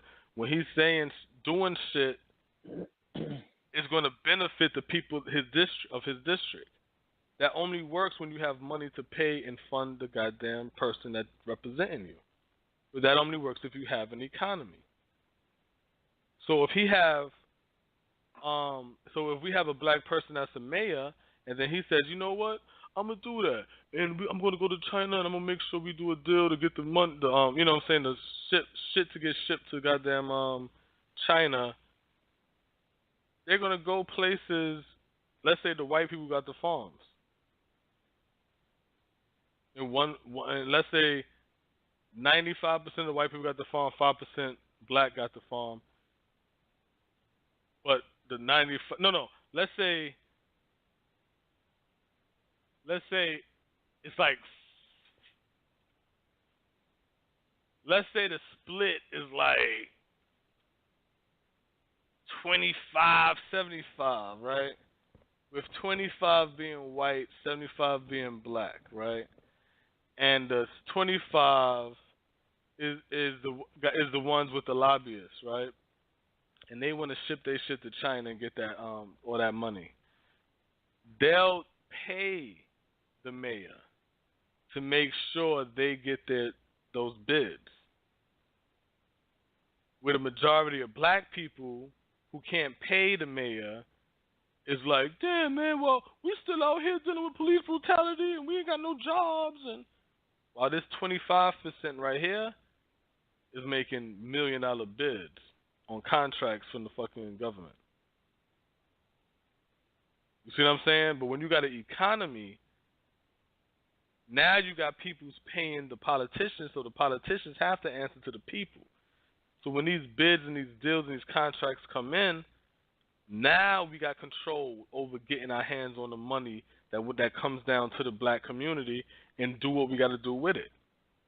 When them food stamps and shit come in, every time a black woman swipe a food stamp card, that should be at a black business that say, you could use the EBT here. When they go to a corner store, because see, that's government money. So when you go to the corner store and you swipe your EBT card, you're now giving this black business a portion of that government money that you just got this month. And then when you go to that black supermarket, a portion of that government money, and so forth and so on. that portion of that government money now ends up paying the salaries of these people working here. The people working here now end up coming out supporting black service businesses like restaurants and hair salons and barbershops, clothing stores, and things of this nature. Then those monies end up paying for, you know what I'm saying? And that's how the money keeps spreading over and over in the black community. Just that's how that game works. But we over here saying, how can we get the money spreading in the black community again? Because we think we're in an economy and we're not. So we're going to talk more, and we're going to always talk about the economy on In Black America Radio. But like I said, man, it's 86 degrees in my house. It is hot as fuck. Whew. All right, man. Shit. So, hey, I wish the best for you. I gotta sign out. Yes. I feel like I'm in a fucking desert. So, we gotta be out of here. Peace. Peace.